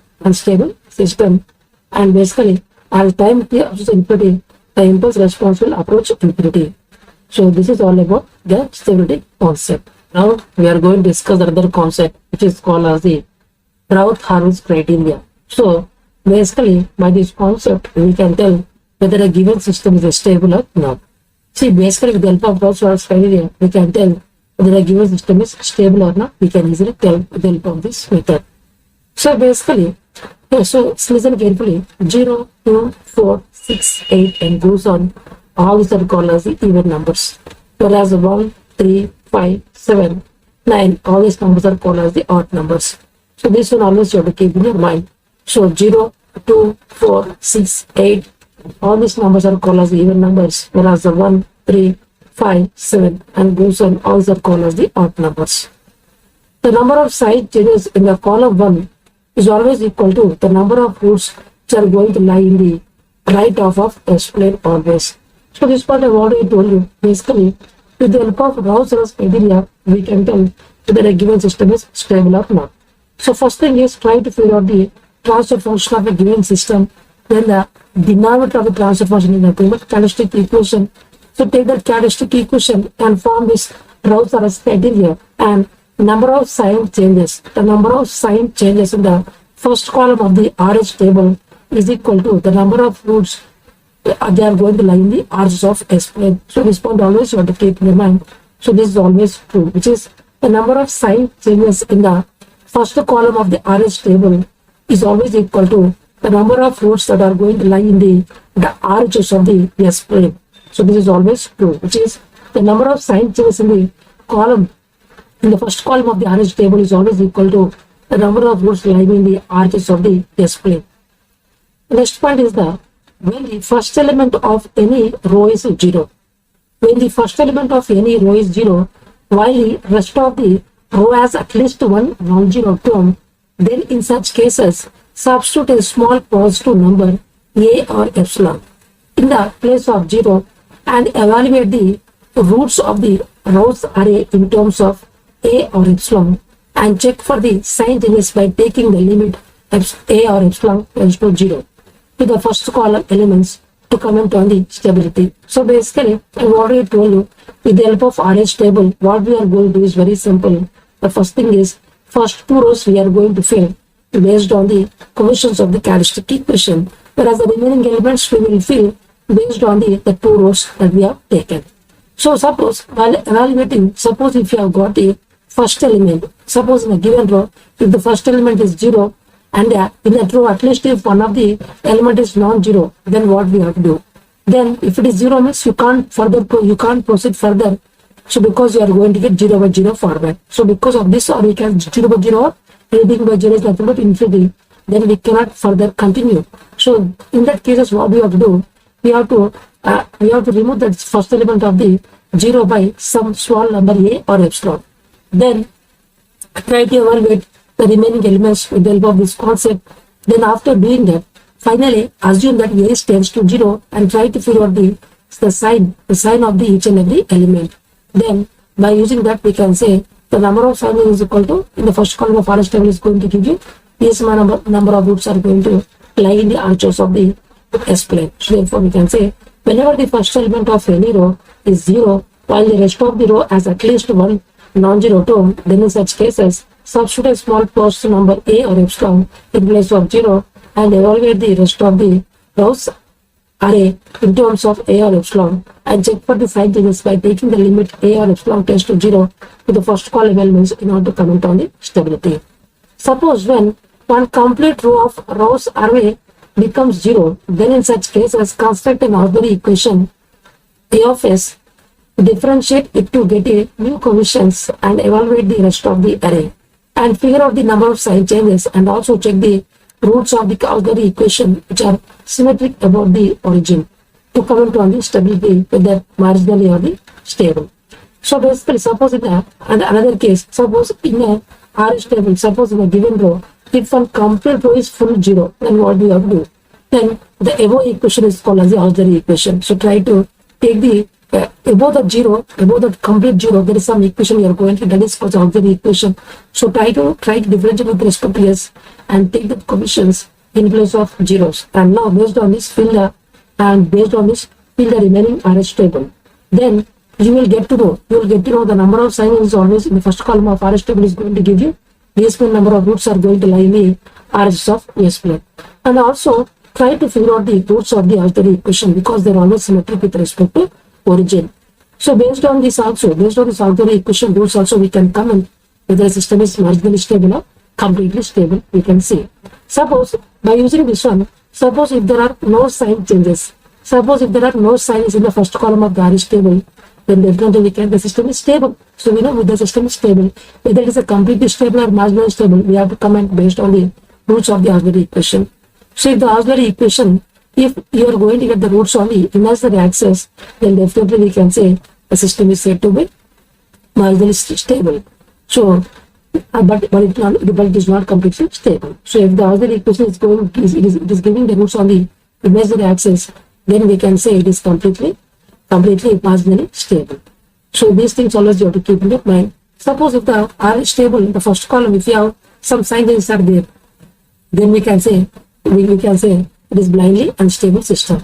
It is blindly unstable system. So you don't have to go for the A of S roots. You don't have to figure out the auxiliary equation roots because you have completely known the system is an unstable system. So these things always you have to keep in your mind. The next one is the Z is equal to S minus A, where A is the location of the new origin.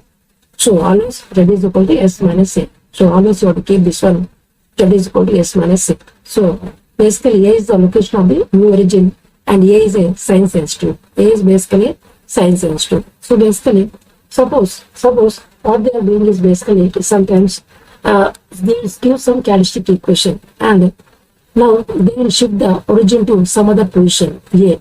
Either A can be positive or A can be negative. Then they will ask whether, now tell me the number of roots which are going to lie to the RHS of this new origin. That we need to comment. So then you have to remember this formula. Z is equal to S minus A, where A is the location of the new origin and is always a sign sensitive. Then you are going to get the value of S. S is equal to Z plus A you are going to get.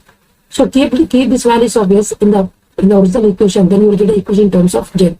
And now this is the with respect to new origin. So now they just blindly go for the RH table and now you can comment the number of roots which are going to lie with respect to this new origin. So remember, Z is equal to S minus A, where A is the location of the new origin. A is the location of the new origin and A is always a sign sensitive. A is always a sign sensitive. It can be positive or it can be negative. So we know the original equation in terms of S. So they are shifting this origin to the new point and they are asking the number of roots. Now they are going to the number of new roots they are going to lie in the RHS of S plane we need to figure out. Then S is equal to Z plus A. Substitute S is equal to Z plus A in the original equation and you will get a new equation in terms of Z. So this is a equation with respect to new origin. So try to figure out the RH table and you will know now you can confront the number of roots which are going to lie to the new with respect to new origin. How many roots are going to lie in the RHS and RHS also we can easily comment now. So Z is always equal to S minus A, where A is the location of the new origin and A is always a sign sensitive. So listen carefully. If original polynomial is stable, but the new origin point is in the original polynomial, if it is greater than 0, then all the roots of the original polynomial lie left of the new origin. If it is 0, then one of the root is the new origin point and remaining poles lie left of the new origin point. So this one always you have to keep in your mind. Listen carefully. If original polynomial is stable, put the new origin point in the original polynomial and if it is greater than 0, then all the roots of the original polynomial lie left of the new origin. If it is equal to 0, then one of the root is the new origin point and remaining poles lie to the left of the new origin point. So listen carefully what I am trying to tell you. Suppose they are given some original polynomial, they are given some polynomial and they are saying that it is a stable. Original polynomial is stable, they are given. But now they are given a new origin point. So now they are given a new origin point. So try to put this new origin point in the polynomial equation, in the original polynomial equation. And if it is greater than 0, means that all the roots are going to all the roots of the original polynomial basically they are going to lie left of the new origin. Suppose we are going to get its value is equal to 0. Then one of the root is the new origin point and the remaining all other poles are going to lie left of the new origin point. So listen carefully. Suppose if there is an original polynomial which is stable and a stable means all the roots are going to lie to the left of the S-plane. So now put the new origin point in the original polynomial and if it is greater than 0 means yes, then all the roots are going to, then all the roots of the original polynomial, they are going to lie left of the new origin. Suppose if it is equal to 0 means then one of the root is the new origin point and the remaining poles are going to lie to the left of the new origin point. So listen carefully. If the original polynomial is stable means all the roots are going to lie to the left of the LHS of the S-plane. So put the new origin point in the original polynomial and if it is greater than 0 means yes, all the roots of the original polynomial they are going to lie left of the new origin. And if it is equal to 0 means yes, one of the root is the new origin point and the remaining poles are going to lie to the left of the new origin point. So this is the shortcut that you have to always have to keep in your mind. So now the another thing is, suppose there is a new characteristic, there is a characteristic equation of third order like this: a square plus b square plus cs plus d is equal to 0.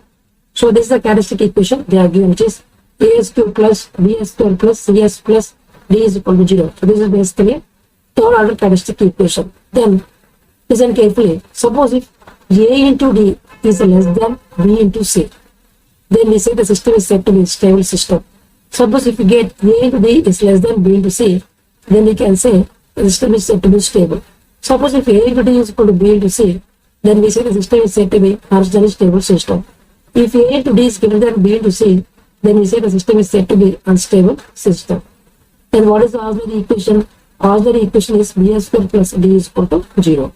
So this is the shortcut to remember for the third order. In case if you not remember also, just to go for the basically the orange table and still you are going to get the same result like this.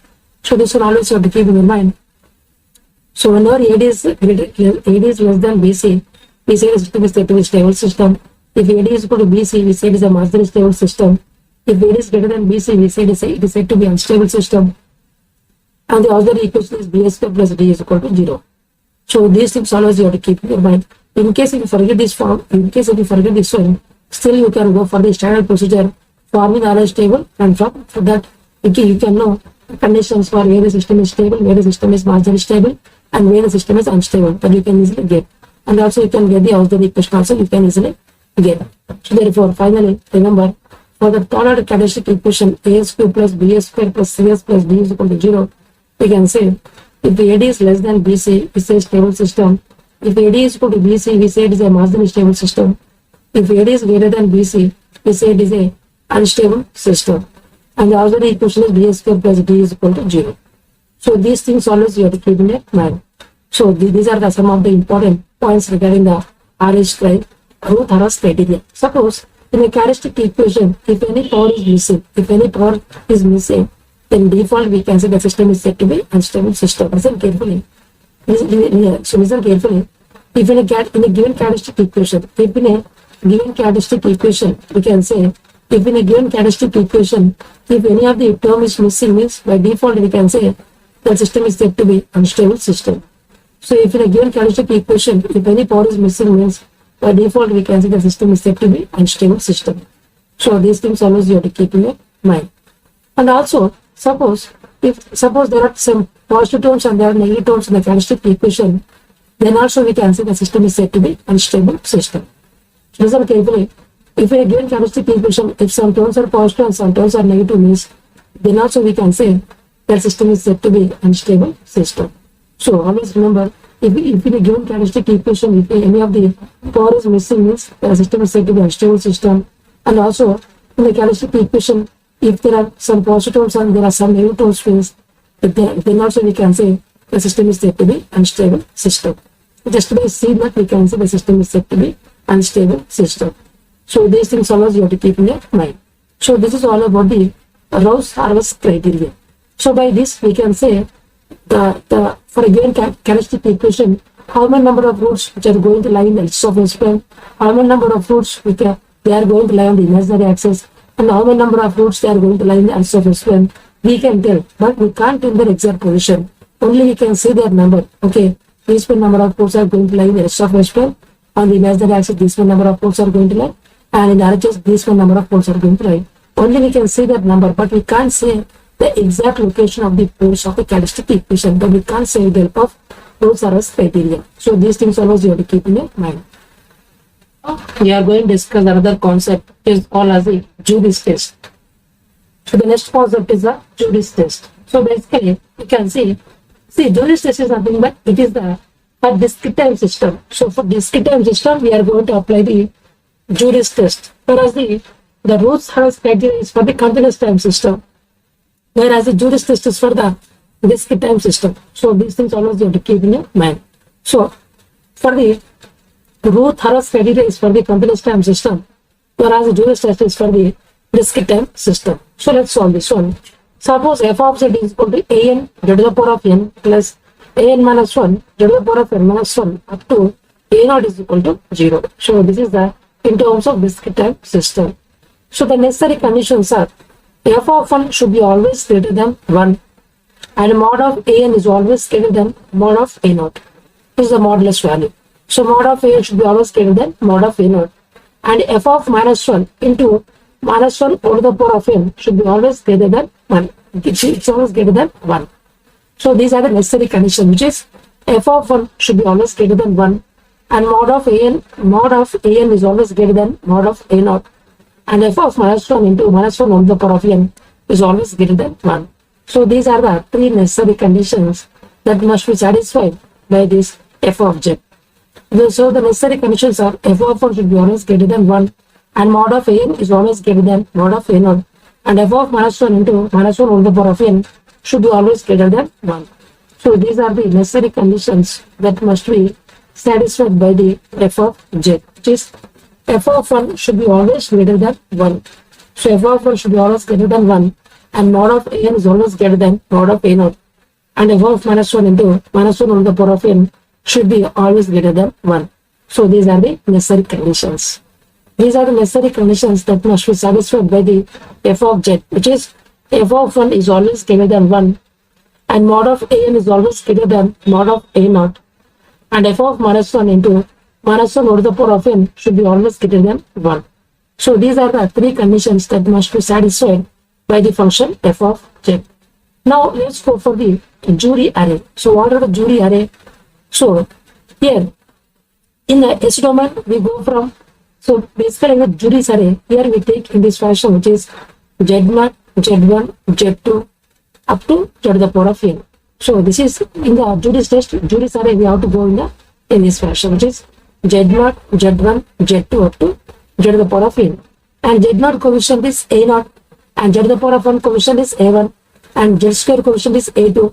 So z to the power of n minus 1 coefficient is an minus 1 and z to the power of n coefficient is an.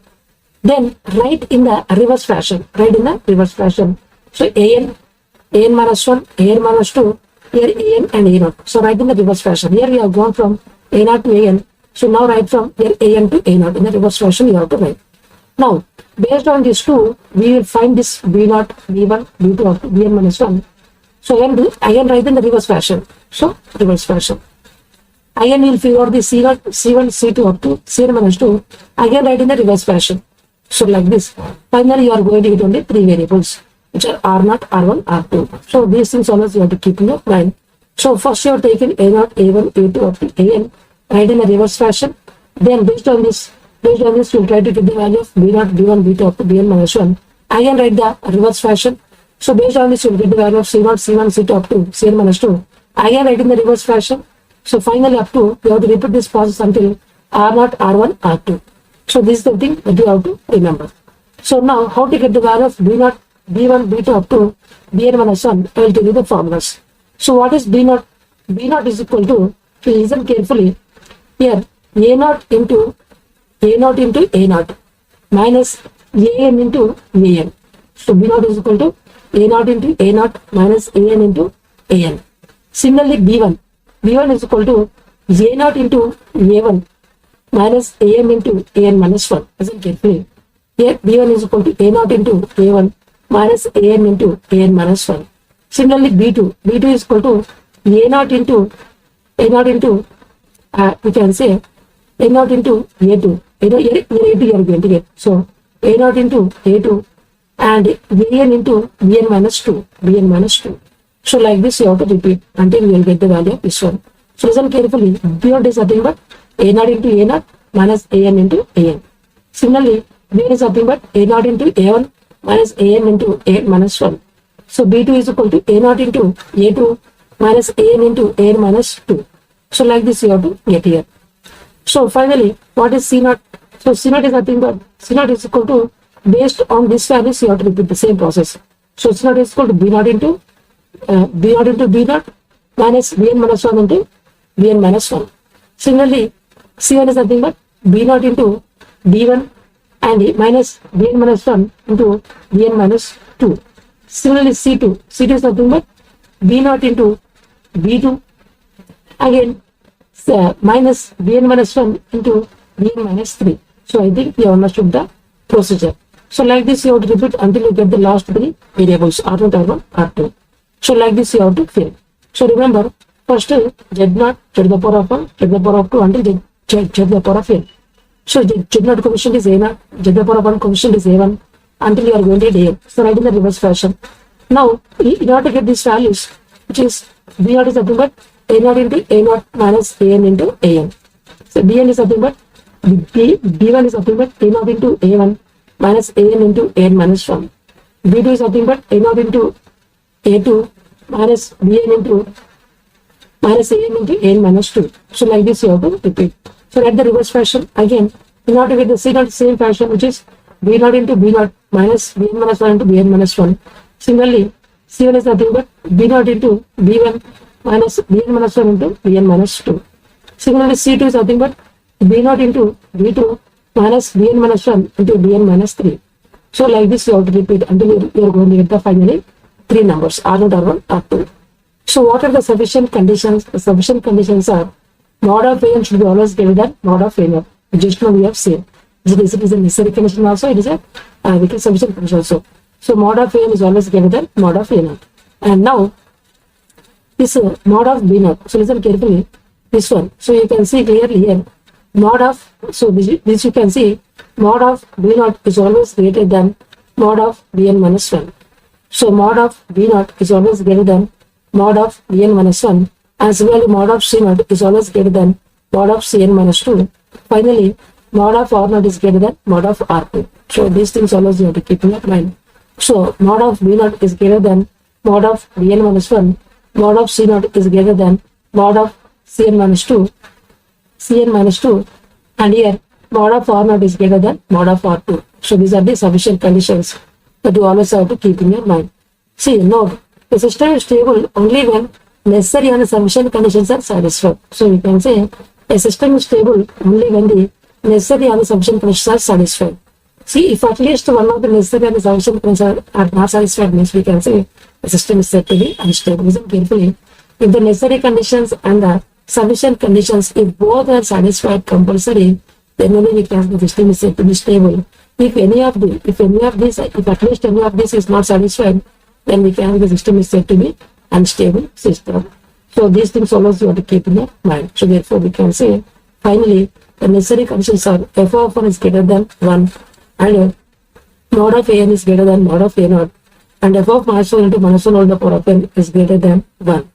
And the necessary and sufficient conditions are mod of An is greater than mod of A naught, and mod of B naught is greater than mod of Bn minus 1, mod of C naught is greater than mod of Cn minus 2, and mod of R naught is greater than up to, like this you have to repeat until mod of R1 is greater than mod of R2. So until this one, you have to do this one. So if all the necessary conditions and sufficient conditions are satisfied, then only we can say the system is said to be stable. Otherwise, we say the system is said to be unstable system. The system is stable only when both the necessary and the sufficient conditions are satisfied. Otherwise, we say the system is said to be unstable system. So these things always you have to keep in your mind. So therefore, we can say, no, you have to always remember, which is when the system is said to be stable only when both the necessary and the sufficient conditions are satisfied. Otherwise, we say the system is said to be unstable system. So these things always you have to keep in your mind. So this is all about this jury's test. So jurisdiction is basically it is applicable for this ATM system, whereas the roots RS criteria is applicable for the continuous time system. So these things always you have to keep in your mind. Now we are going to discuss about the other concept which is called as the root locus. So it is defined as the locus of the closed loop poles which are obtained when the system gain k is varied from 0 to infinity. So basically what is the meaning of the root locus? Suppose for a given system you are going to get the characteristic equation. So you are going to get the characteristic equation. So based on this characteristic equation, if you are going to vary the value of k, then the roots of the closed loop poles, the roots of the characteristic equation also going to get varied as k is going to get varied. So if you are going to join all these roots, if you are going to join all these roots, or the locus of all these roots is called as the root locus. So it is defined as the locus of the closed loop poles which are obtained when the system gain k is varied from 0 to infinity. So I've already told you for a given system, we are going to get the transfer function. So it will have the characteristic equation. So if you are going to vary the value of k, the roots of the characteristic equation they are going to vary, and the locus of all these closed loop poles, or the locus of all these roots of the characteristic equation is called as the root locus. So it is defined as the locus of the closed loop poles which are obtained when the system gain k is varied from 0 to infinity. So it is defined as the locus of the closed loop poles which are obtained when the system gain k is varied from 0 to infinity. So you can see basically for the negative feedback system. So we will draw for the negative feedback system. So if you see clearly, for the negative feedback system, the root locus we are going to draw. So negative feedback system is, I've already told you, in major applications we are going to use only the negative feedback. So for the negative feedback system, whatever the root locus we are going to get, it is called as the root locus. So for the negative feedback system, what is the characteristic equation? Which is 1 plus j of s h of s is equal to 0. So this is the characteristic equation of the negative feedback system. So if you take this one to the right side, we are going to get j of s h of s is equal to -1. So basically it will have the magnitude as well as the phase angle. So what is the magnitude? The magnitude is 1 and the phase angle is plus or minus 180 degree. So basically I can write like this, which is I can write g of s h of s in this format. G of h of s, it is a complex value, it's a complex number. So we are going to get the magnitude as well as phase angle. So plus 1, and also I can write like -1 means I can write plus or minus 180 degree. I can write like this. So what is the general representation of 180 degree? Either it can be 2n plus 1 into 180 degree. So 2n into 180 is nothing but 2n into 180 is nothing but basically so 2n plus 180. So 2n into 180 is nothing but 360. n into 360. So 360 is again almost 360 plus 180 degree. So therefore you can write like this. It is basically, so you can write like this. So this 180 you can write like this, which is plus or minus 2n plus 1 into 180 degree. So you can write, because 2 into 180 is nothing but 368. So 368 means it is always equal to 360 plus 180 is nothing but again 180. So therefore we are going to get basically g of h of s is equal to 1 at an angle of plus or minus 2n plus 1 into 180 degree. So this is the phase angle. The phase angle is equal to plus or minus 2n plus 1 into 180 degree, where n can be either 0, 1, 2 and it goes on. And the amount of the g of h of is always equal to 1. So this is point always you have to keep in your mind. So this is called as the magnitude criteria and this is called as the phase angle criteria. So this is the point always you have to keep in your mind. So this is the magnitude criteria and this is the phase angle criteria. See whether to check any point is only lying on the root locus or not, it has to satisfy only the angle criteria. So listen carefully. Whether to check whether any given point is going to lie on the root locus or not, this substitute just try to figure out the phase angle of g of h of s. And if it is going to satisfy this condition, then we can say yes, it is a part of the root locus. Otherwise, it is not a part of the root locus. Then, if you want to know, suppose it is lying in the root locus, then at what value of k you are going to get the root means. Now, go for the magnitude criteria in order to get the value of k. So, we can say, with the help of phase angle criteria, we can say whether a given root is lying on the root locus or not. Suppose if it is going to lie, then use this magnitude criteria in order to figure out the value of the gain k. So these things always you have to keep in your mind. So for the positive feedback system, suppose for the positive feedback system, the characteristic equation is 1 minus g of h of is equal to 0. Then you are going, if you are going to draw the plot of the root locus, that is called as the inverse root locus. Whereas for the negative feedback system, if you are going to vary the value of k, then the locus of all those roots is called the root locus.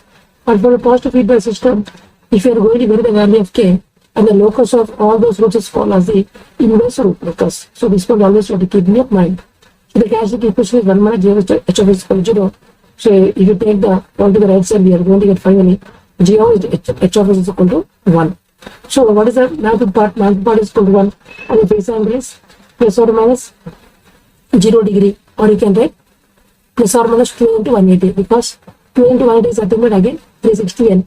So 360n is nothing but, which is always equal to 0 degree. So therefore you can say, you can write which is plus or minus 2n into 180 degree, you can write. So just remove this value of 1, we are going to get this thing. So n can be the 0, 1, 2, and it goes on. So you can say this is the phase angle criteria and this is the magnitude criteria. Same thing for the positive feedback system. If you want to check any a point is lying on the root locus, on this inverse root locus or not, just substitute that point here, and if it is not satisfied this condition, means yes, we can say it is going to lie on the inverse root locus, otherwise it is not going to lie.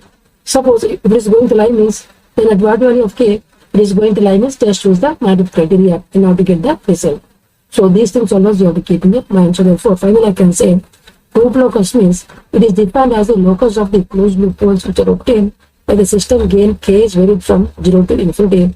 And for negative feedback system, whatever the plot is called the root locus, and the magnitude criteria is equal to 1, and the phase angle criteria is equal to plus or minus 2 and plus 1 into 180 degree, and n can vary from 0, 1, 2 and goes on. And for the positive feedback system, whatever this plot is called the inverse root locus, and the magnitude criteria is equal to 1, and the phase angle criteria is equal to plus or minus 2n into 180, and then n is varying from 0, 1, 2 and goes on. So these concepts always you have to keep in your mind. Now let's go for the rules in order to plot the root locus. So what are the rules that you have to follow in order to plot the root locus? So these are the rules. They have given some rules that you should always have to follow in order to plot the root locus. The value of k is always varying from 0 to infinity. The value of k is always varying from 0 to infinity. So the first rule is from g of h of s, it is called as the open loop transfer function. So basically first thing is you have to know what is the open loop transfer function. So you have to form the open loop transfer function g of h of s, and always the root locus is always symmetrical about the real axis or the x-axis. So we can say first thing is you have to get the open loop transfer function g of h of s, and always the root locus is always symmetrical with respect to real axis or the x-axis. So first thing is you have to form the g of h of s, which is open loop transfer function, and then the root locus is always symmetrical about the real axis or x-axis. So from the open loop transfer function only, we are going to draw the root locus. This is the one important point always you have to keep in mind.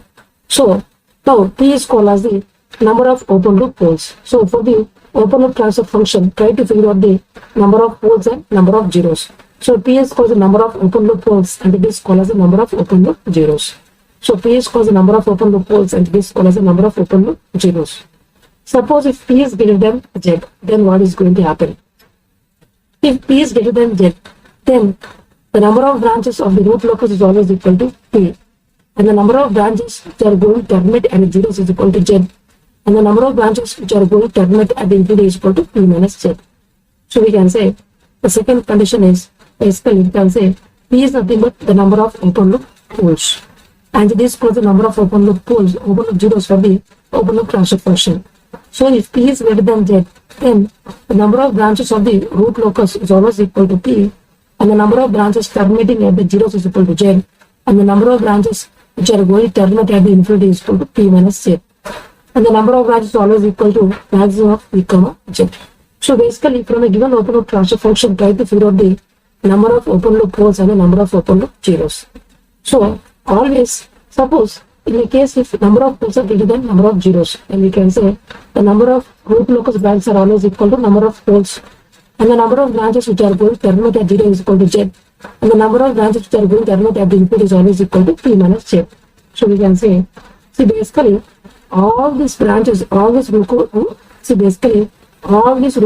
branches are going to start from the open loop zeros. See basically they are going to start from the open loop poles and they are going to terminate at the open loop zeros. See, always the root locus is going to start from the open loop poles and they are going to terminate at the open loop zeros. Some open loop zeros are present that you can locate the location. Some are not present, means you have to assume that they are present at the infinity. So basically we can say, see basically always the root locus branches are always going to start from the open loop poles and they are going to terminate at the open loop zeros. Some open loop zeros you can easily draw them, but some are not present, means the remaining branches are going to terminate at the infinity, because you have to assume that at infinity there is a 0. So the maximum number of root locus branches is always equal to the maximum value of either P, Z. So we can say the number of root locus branches is always equal to the maximum value of either P, Z.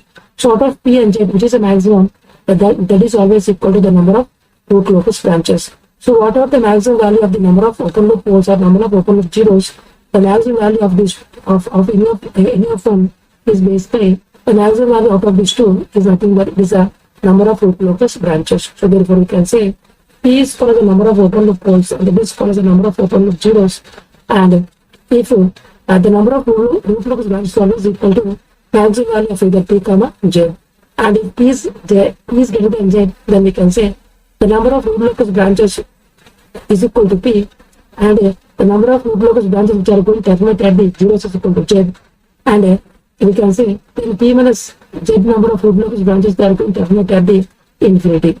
So these things always you have to keep in your mind. And I have already told you the root locus is always going to start from the open loop poles and is going to terminate at the open loop zeros. So a point on the real axis is said to be on the root locus if to the right side of that point the sum of open loop poles and the zeros is odd. No complex poles and zeros taken into account. So basically you can see clearly, I have already told you, suppose this is a S-plane. This is a S-plane. Suppose if you are going to stand on the real axis. So this is your left and this is your right. So this is your left hand and this is your right hand. So now if you see clearly, suppose to your right side, if the number of real open loop poles and real open loop zeros, if you are going to count all these values, if you are going to get a value which is equal to odd, then that path is present in the root locus. Suppose if it is a even, means that path is not there in the root locus. That is the meaning of this statement. So a point on the real axis is said to be on the root locus if to the right side of the point the sum of the open loop poles and the open loop zeros, their summation should be always equal to odd and no complex poles and zeros are taken into account. Means you have to include only those poles and zeros which are lying on the real axis. Only open loop poles and open loop zeros which are lying on this real axis, only those things you have to take into account, but not the complex poles and complex zeros. Only you have to include those poles and zeros, open loop poles and open loop zeros which are going to lie only on this real axis. So therefore we can say a point on the real axis is said to be on the root locus if to the right side of that point the summation of the open loop poles and the open loop zeros, if the sum is odd, then only that branch is present in the root locus. So you don't have to include the complex poles and zeros. Only you have to include only the open loop poles and open loop zeros which are lying on this real axis. Only those things you need to include. So now the next statement is the P minus Z branches terminate at infinity along certain path lines known as the asymptotes of the root locus, and the number of asymptotes is always equal to P minus Z. So as I have already told you, this P minus Z number of root locus branches, they are going to terminate at the infinity, so along a straight line. So finally these root locus branches, they are going to meet the asymptotes. So this number of asymptotes is always equal to P minus Z. So these P minus Z root locus branches, they are going to terminate at infinity along a certain straight lines which are called as the asymptotes of the root locus, and the number of asymptotes is always equal to P minus Z. So always remember, which is we can say the P minus Z number of root locus branches, they are going to terminate at infinity along the straight lines which are called as the asymptotes of the root locus, and the number of asymptotes is always equal to P minus Z. So then, what is this asymptotes angles with respect to a positive x-axis? It is equal to theta is equal to 2q plus 1 into 180 degree by P minus Z. So 2q plus 1 into 180 degree by P minus Z. And the value of q is from 0, 1, 2 up to P minus Z minus 1. So up to P minus Z minus 1. So P minus Z minus 1. Only, basically, we have to include only those values of q which are equal to the number of P minus Z. So listen carefully. We have to include only those many number of values of q only which are equal to number of asymptotes. Asymptotes means P minus Z number of branches.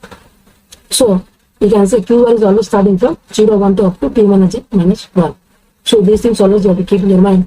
And it is angle, it is always defined with respect to positive x-axis. So therefore, basically, all these asymptotes we have to draw from a common point. That is for the centroid that we will discuss later. But these asymptotes are defined with respect to positive x-axis, and this angle is nothing but theta is equal to 2q plus 1 into 180 degree by P minus Z. And the QR is always from 0, 1 to up to P minus Z minus 1 means the number of values of Q is always equal to number of asymptotes. So suppose if P minus Z is equal to 2, then what's the value of Q? Q can be either 0 or Q can be either 1. If Q is equal to 0, we are going to get theta is equal to 90 degree. If Q is equal to 1, we are going to get the value of theta which is equal to 270. So you will get like this. So you will get like that. Basically, we are going to get plus 90 degree. In this way, the asymptote is going to go, and in this way, the asymptote is going to go. So plus 90 means here, plus 270 means here. So you are going to get like this. So the asymptotes are going to go in this fashion. So now, suppose if P minus Z is equal to 3. So means these five number of branches are going to terminate at the infinity. So therefore, the value of Q is from 0, 1, 2.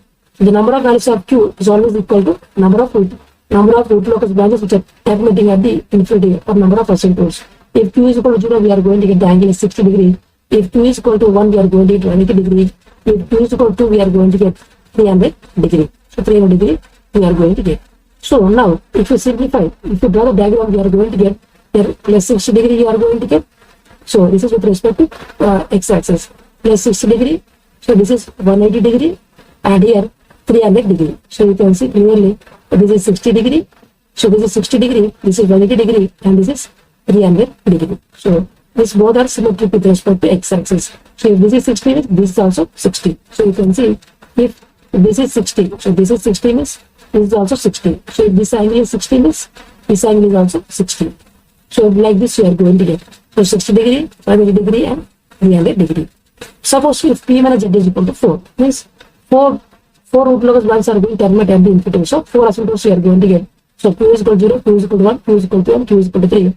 So if you substitute, you are going to get Q is equal to 0 means 45 degree, Q is equal to 1 means 45 degree, Q is equal to 2 means 225 degree, and Q is equal to 3 means we are going to get 315 degree. So if you are going to plot the graph, we are going to get with respect to positive x, we can say in the experiment we are going to get like this. So this is a 45 degree, this is the 135 degree, and this is the 225 degree, and this is 315 degree. So like this you are going to get. So 45 degree, 185 degree, 225 degree, and this is 315 degree. So with respect to positive x-axis. So this is the 45 degree, this is the 185 degree, and this is 225 degree, and this is 315 degree. Suppose if P minus Z is equal to 1. If P minus Z is equal to 1 means Q is always equal to 0. So if substitute Q is equal to 0, then we are going to get theta value which is equal to 180 degree. So like this you are going to get. So like this you are going to get. So only in this way you are going to get. So this is the thing always you have to keep in your mind. So we can say if P minus Z is equal to 1 means we can say the angles are only 180 degree. If P minus Z is equal to 2 means we are going to get plus 90 plus 270. If P minus Z is equal to 3 means we are going to get 60 degree, 180 degree and 300 degree. If P minus Z is equal to 4 means we are going to get 45 degree, 185 degree, 225 degree and 315 degree. So these things always you have to keep in your mind. Is always symmetric with respect to x-axis. If this is 45 means this is also 45. So why 360 minus 45 is nothing but 315. So that is a result is a 350. So these things always you have to keep in your mind. So therefore we can say if P minus Z is equal to 1 means the angle of asymptotes are the 180 degree. If P minus Z is equal to 2 means then we are going to get the angle of asymptotes are 90 degree and 270 degree. If the number of asymptotes are 3 means the angle are the 60 degree, 180 degree and 300 degree. If the we can say if the If the number of asymptotes are 4 means the angles are the 45 degree, 135 degree, 225 degree and 315 degree. So these things always you have to keep in your mind.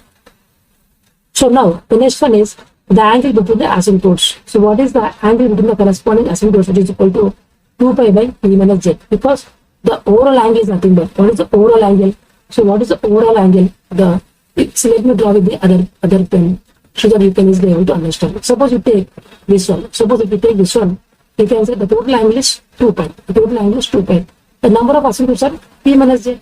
So the angle between them is always equal.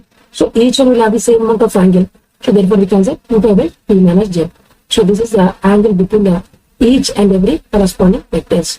So therefore we can say here there are 3 vectors, right? So 2 pi by 3. 2 pi by 3 is nothing but we can say 2 by 3 is nothing but 20 by 3, 60. 62 is a 120 degree. Yes, that is a 120, here 60, here 60, 120. So here also 120 and here also 120. So therefore we can say simply the angle between the asymptotes is always equal to 2 pi by p minus z.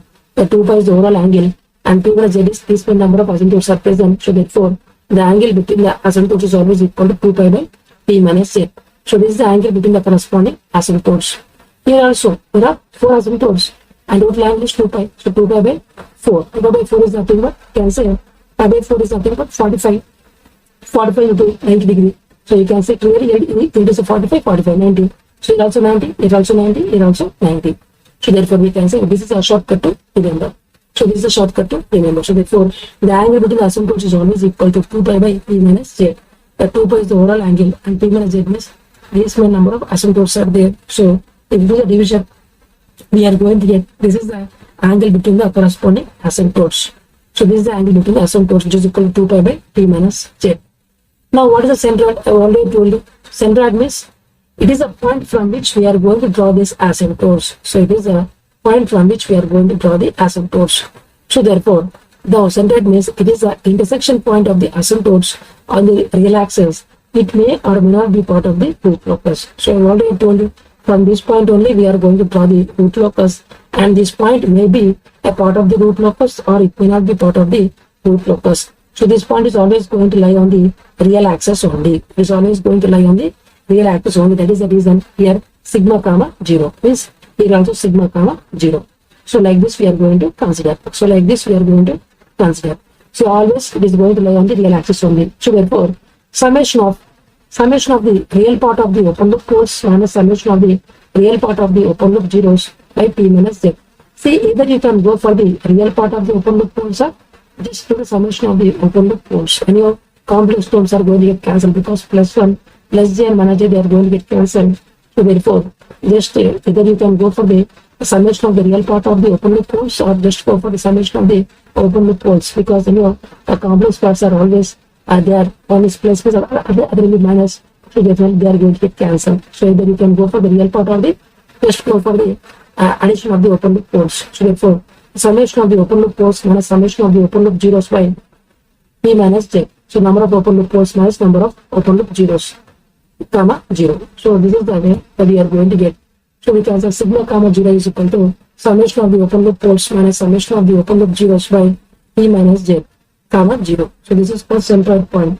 So from this point only we are going to draw the asymptotes, and basically this we can say that this point can be part of the root locus or it may not be part of the root locus. So we can say the sigma comma 0 is nothing but summation of the summation of the open loop poles minus summation of the open loop zeros by number of poles minus number of zeros comma 0.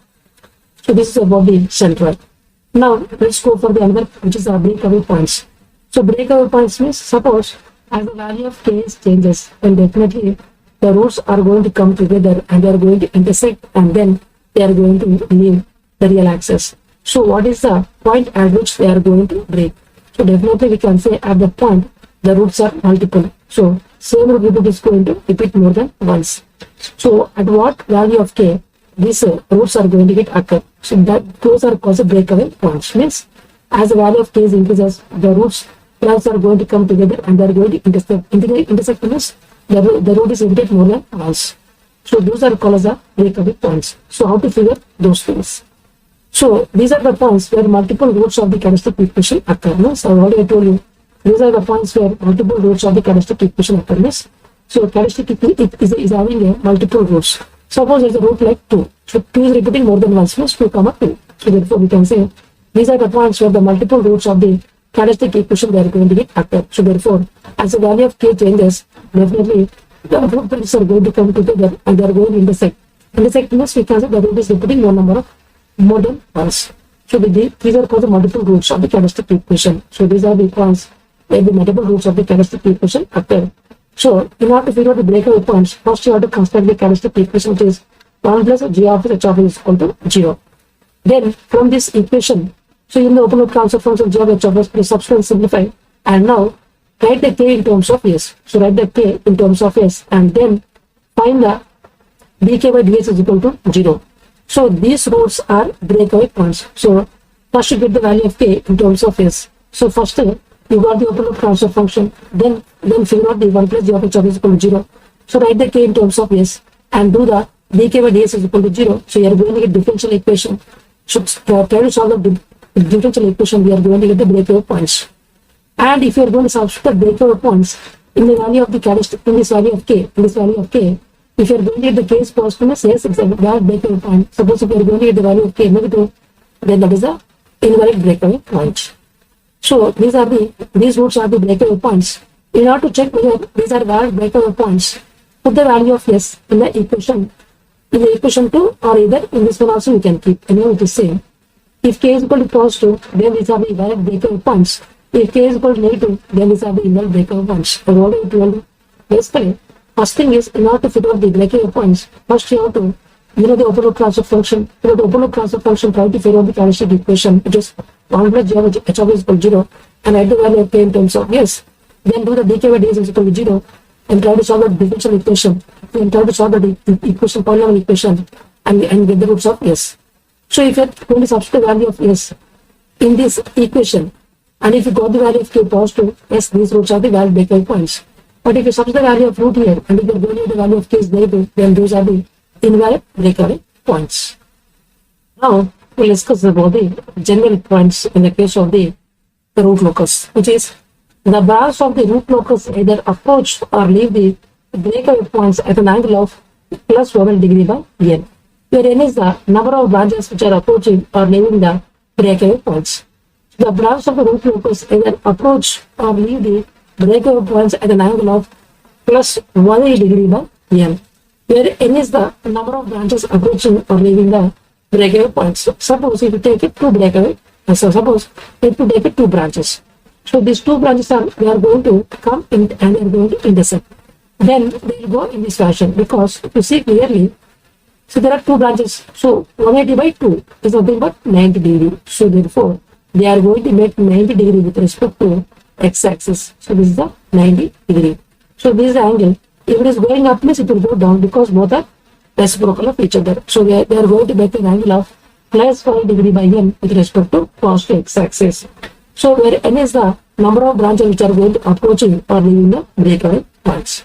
So let's remember the branch of the root locus, either they are going to approach or leave the breakaway points at an angle of plus 1 degree by n with respect to positive x-axis, where n is the number of branches whether they are approaching or leaving the breakaway points.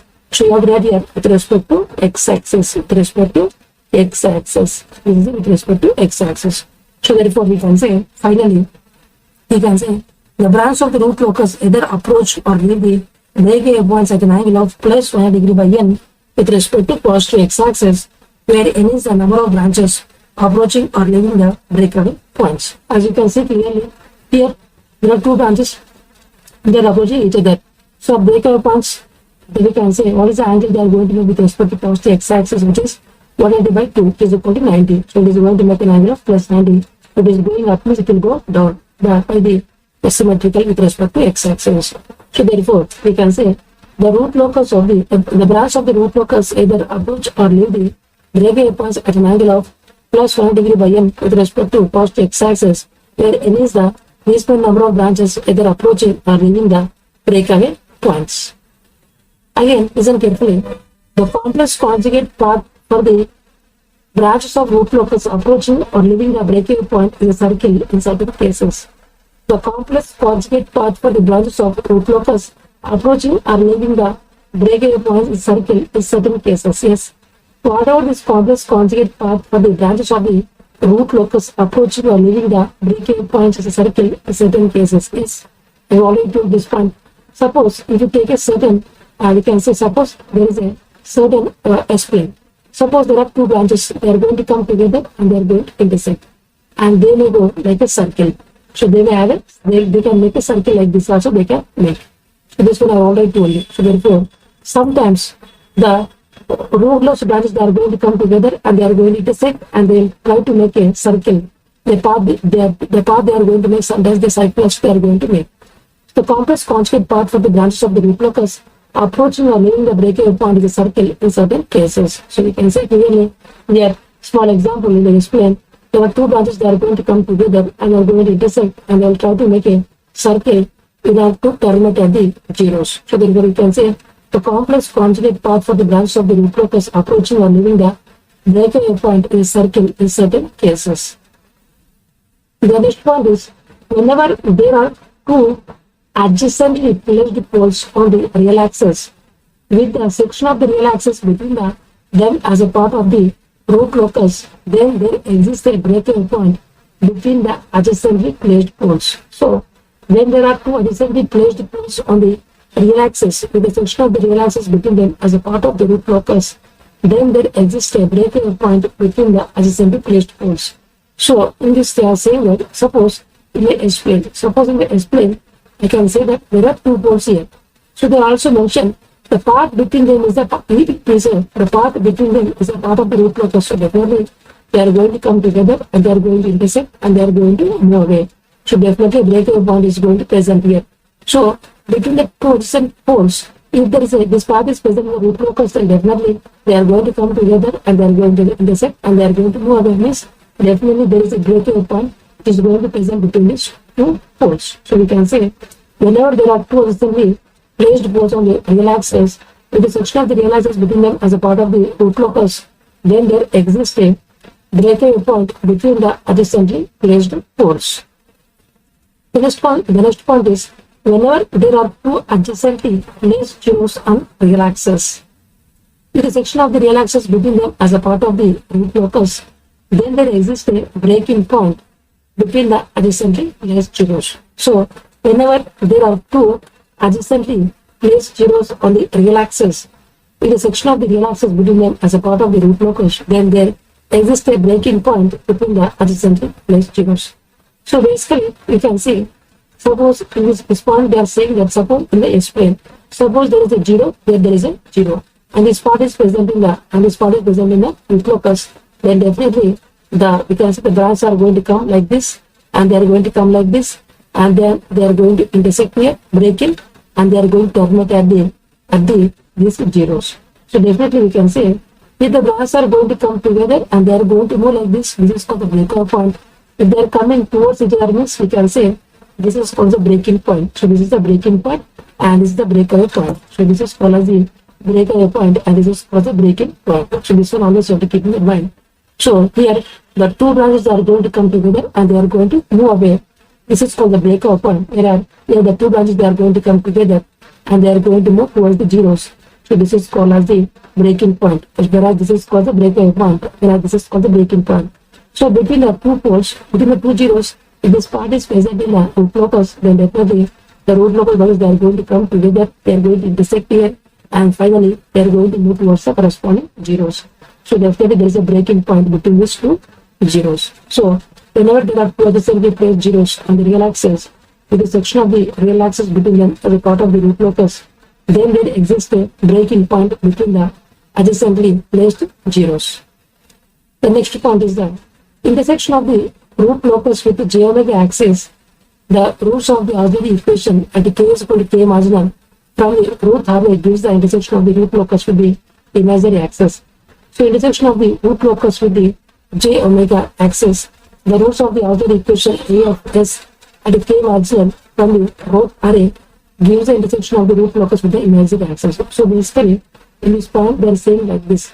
Suppose if you take a S-plane, Suppose the root locus branches, they are going to go like this and they are going to intersect the imaginary axis. So if you want to know what is this point, suppose if you want to know what is this both points, the first thing is, first you have to make the auxiliary equation. So first thing is, you have to make the auxiliary equation.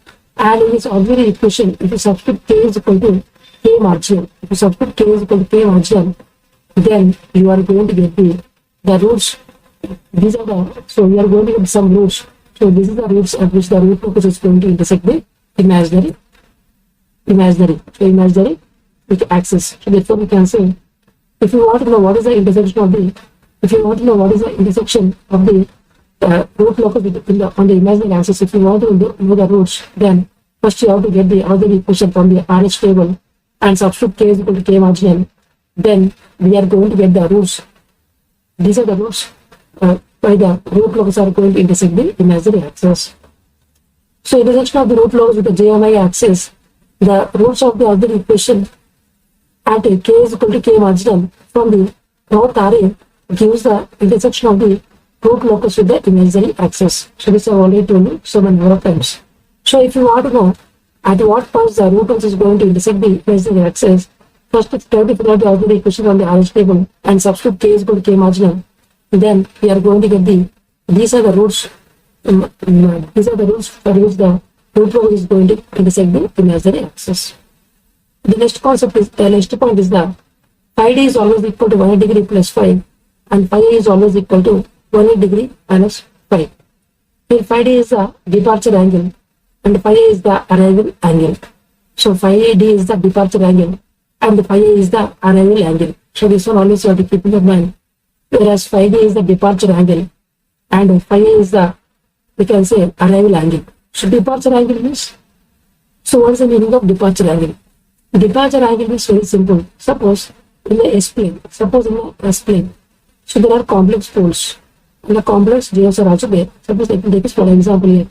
Suppose there is a complex poles and complex zeros.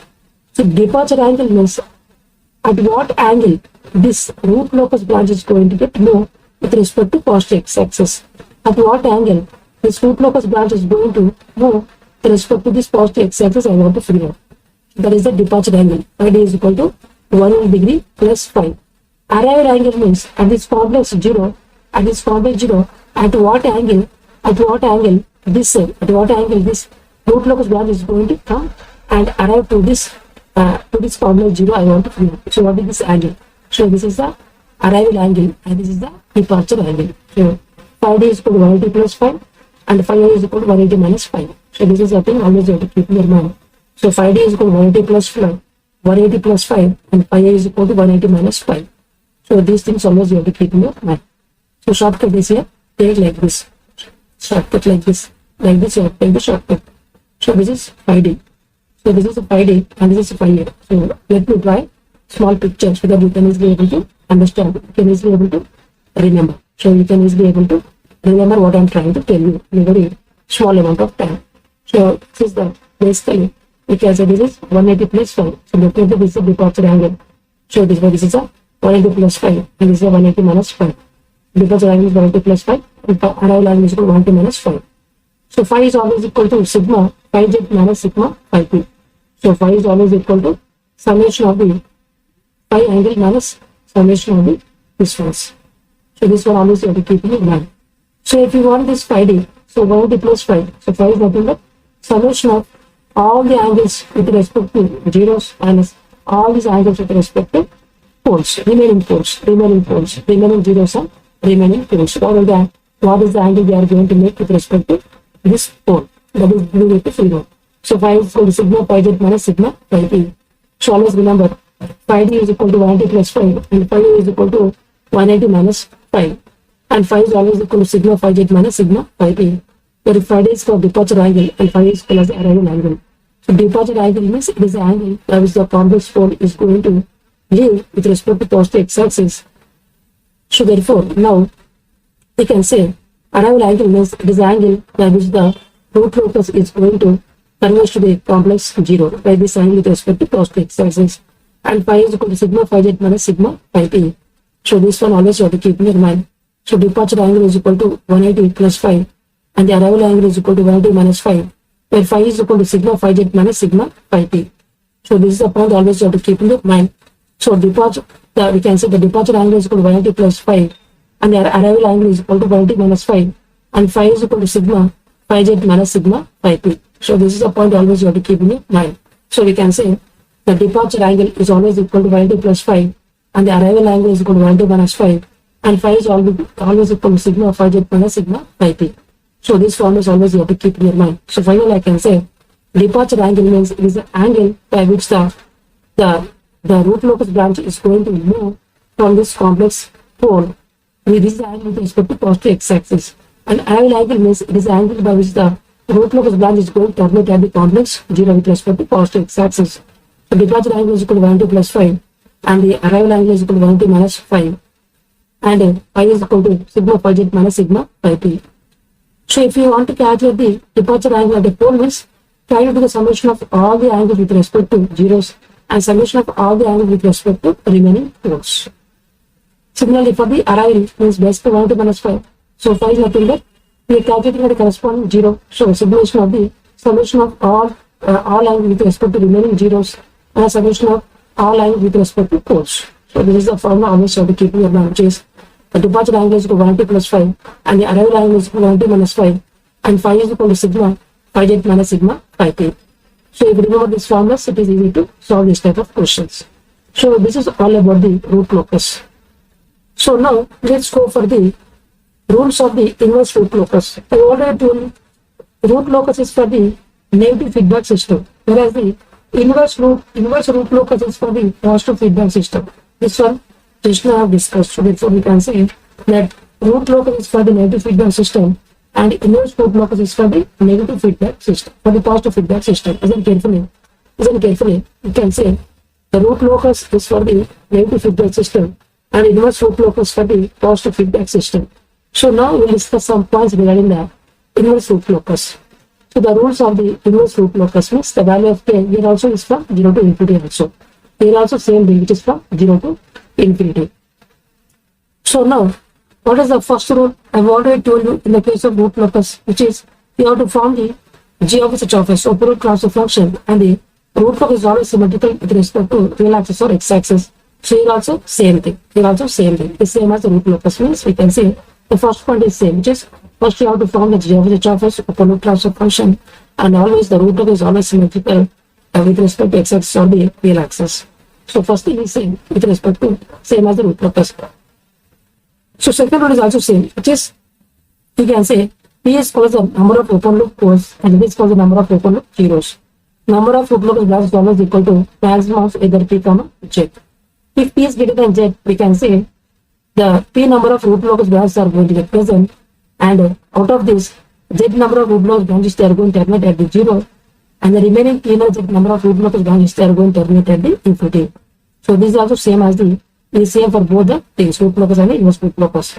So we can say that if P is the number of the open loop poles and Z is the number of open loop zeros, and the number of root locus branches is always equal to maximum value of either P comma Z.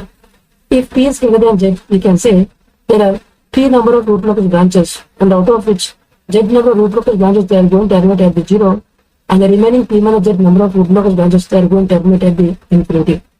So this is the same for both the systems. And I have already told you the root locus branch is always going to start from the open loop poles and they are going to terminate at the open loop zeros. The root locus branch is always going to start from the open loop zeros, open loop poles, and they are going to terminate at the open loop zeros. So it is same for both the things. The next point, see, listen carefully. This point is reverse here. See, a point on the real axis is said to be on the root locus if to the right side of that point the sum of the open loop poles and the zeros is even here, and the no complex poles and zeros taken into account. In the previous case, it should be odd, but here it is even. So this is the only difference. In the previous case, it should be odd, but here it is even. So in the previous case, I already told you a point is said to be on the real axis. A point on the real axis is said to be on the root locus if to the right side of the point the summation of the open loop poles and the open loop zeros which are lying on the real axis that should be odd in nature. Here it should be even in nature. So you don't have to include any complex poles and zeros. You should not account. You should not consider only the poles and zeros the open loop poles and zeros which are going to present on the real axis, only those things that you have to consider which are present to the right side of the point. So in the previous case it is off, but here it is even. So this is the only difference. So here we can say a point on the real axis is said to be on the loop locus if to the right side of that point the summation of the open loop poles and the open loop zeros which are lying on the real axis, that should be even, and the no complex poles and zeros are taken into account. Next point is that the P-1 number of branches they are going to terminate at the infinity along a certain straight line which are called as the asymptotes of the root locus, and the number of asymptotes is always equal to P1z. They are also same thing. So therefore we can say, so out of P number of root locus branches, Z number of root locus branches they are going to terminate at the zeros, and the remaining P-1 number of root locus branches they are going to terminate at the infinity along the straight line called as the asymptotes. So this P1 number of root locus branches they are going to terminate at the infinity along the certain straight lines which are called as the asymptotes of the root locus, and the number of asymptotes is always equal to P1z. So if you want the angle theta with respect to positive x-axis, here you have to remove the plus 1. So plus 1 you have to remove. So plus 1 you have to remove when compared to previous one. We remove 2q. So therefore we can say 2q divided by P1z, where q is lying from 0, 1, 2 up to P1z minus 1. So I have already told you this is up to P minus z minus 1. So this is the thing always you have to keep in your mind. Suppose if P minus z is equal to 1, suppose P minus z is equal to 1 means q is always equal to 0. In substitute we are going to get 0 degree. Means we are going to get on the explain we are going to get like this. So on the explain we are going to get like this. Suppose if P minus z is equal to 0, 2 means q is equal to 0, q is equal to 1. If q is equal to 0 we are going to get the angle 0 degree, and if q is equal to 1 we are going to get 180 degree. So like this we are going to get. So this is 0 degree and this is a 180 degree.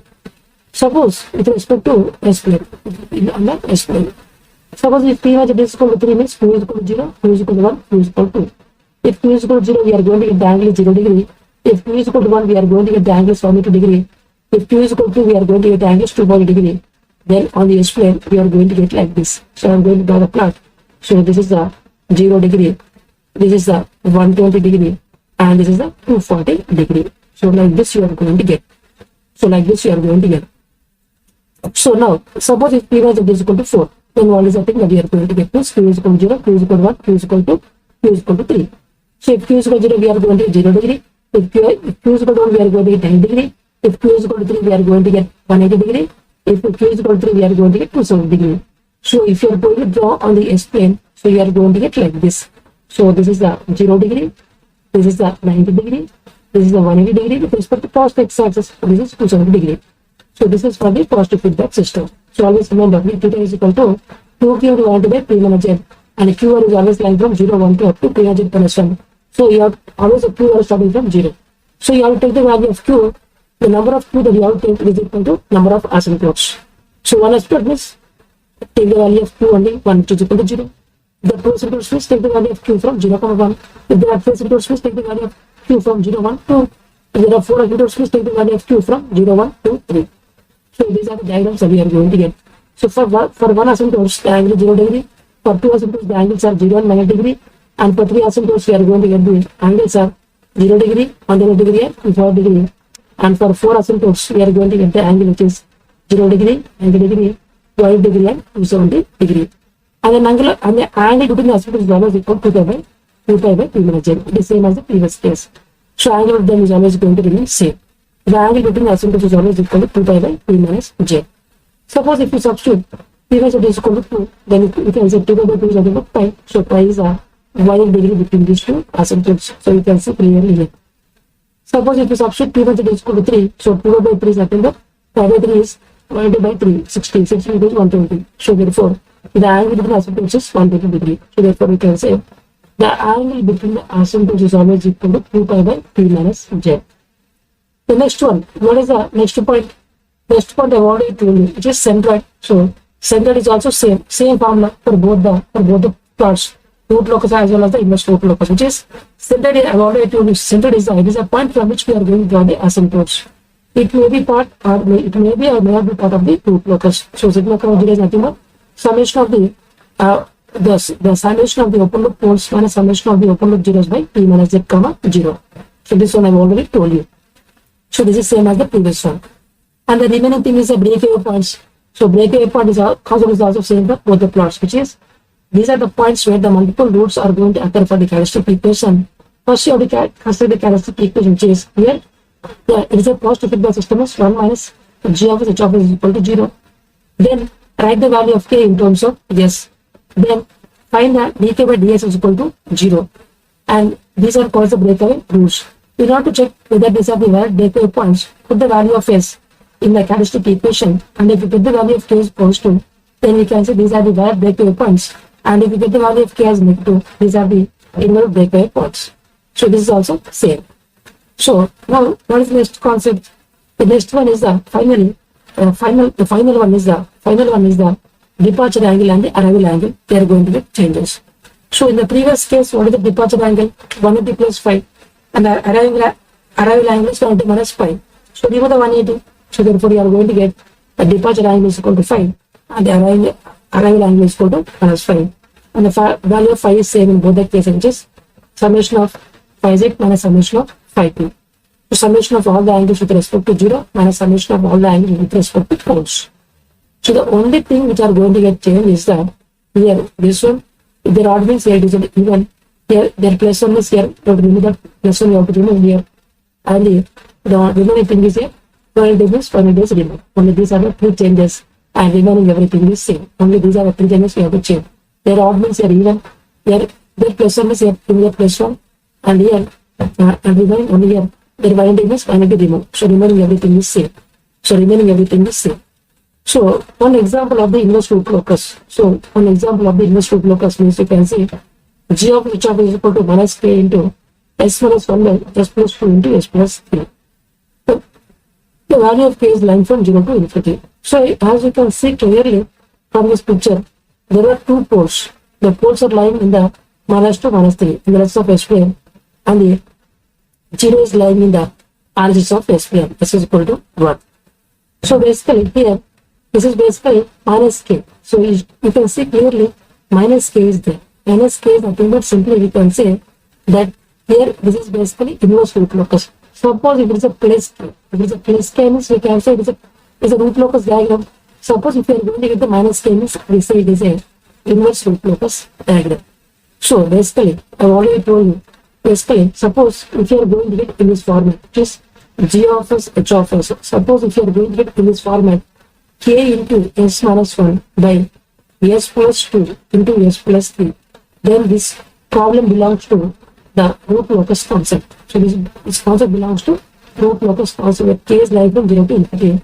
Suppose if you are going to keep a minus k means this concept is belong to the, you can say, the positive feedback system of the inverse root locus. So this concept is belongs to inverse root locus, and this concept is belongs to root locus. So this is the things always you have to keep in your mind. So if you see a plus k means we say it is a root locus diagram. This concept is belongs to root locus diagram. If it's a minus k means that concept is belongs to the inverse root locus concept. So this is the thing always you have to keep in your mind. Now we are going to discuss another concept, which is the controllers, industrial controllers.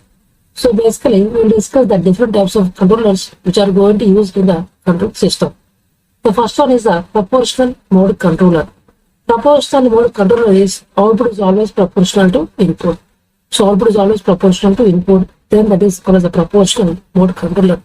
So you can see clearly, so this is basically a proportional mode controller where output is proportional to input. So you can see the gain is kp.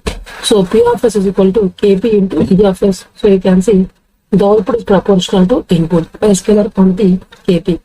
So p of s is equal to kp into e of s. So now for this proportional mode controller, the steady state error is always inversely proportional to the gain of the proportional. So therefore you can see as the kp increases, the steady state error is going to get decreased. So in the case of proportional mode controller, as the gain of this system is going to get increases, then the steady state error is going to get decreased, as you can see clearly from this picture. So as the gain of the kp, as the gain of the system increases, then the steady state error is going to get decreased. The amount of steady state error is going to get decreased. So we can say for the proportional mode controller, the output is proportional to input.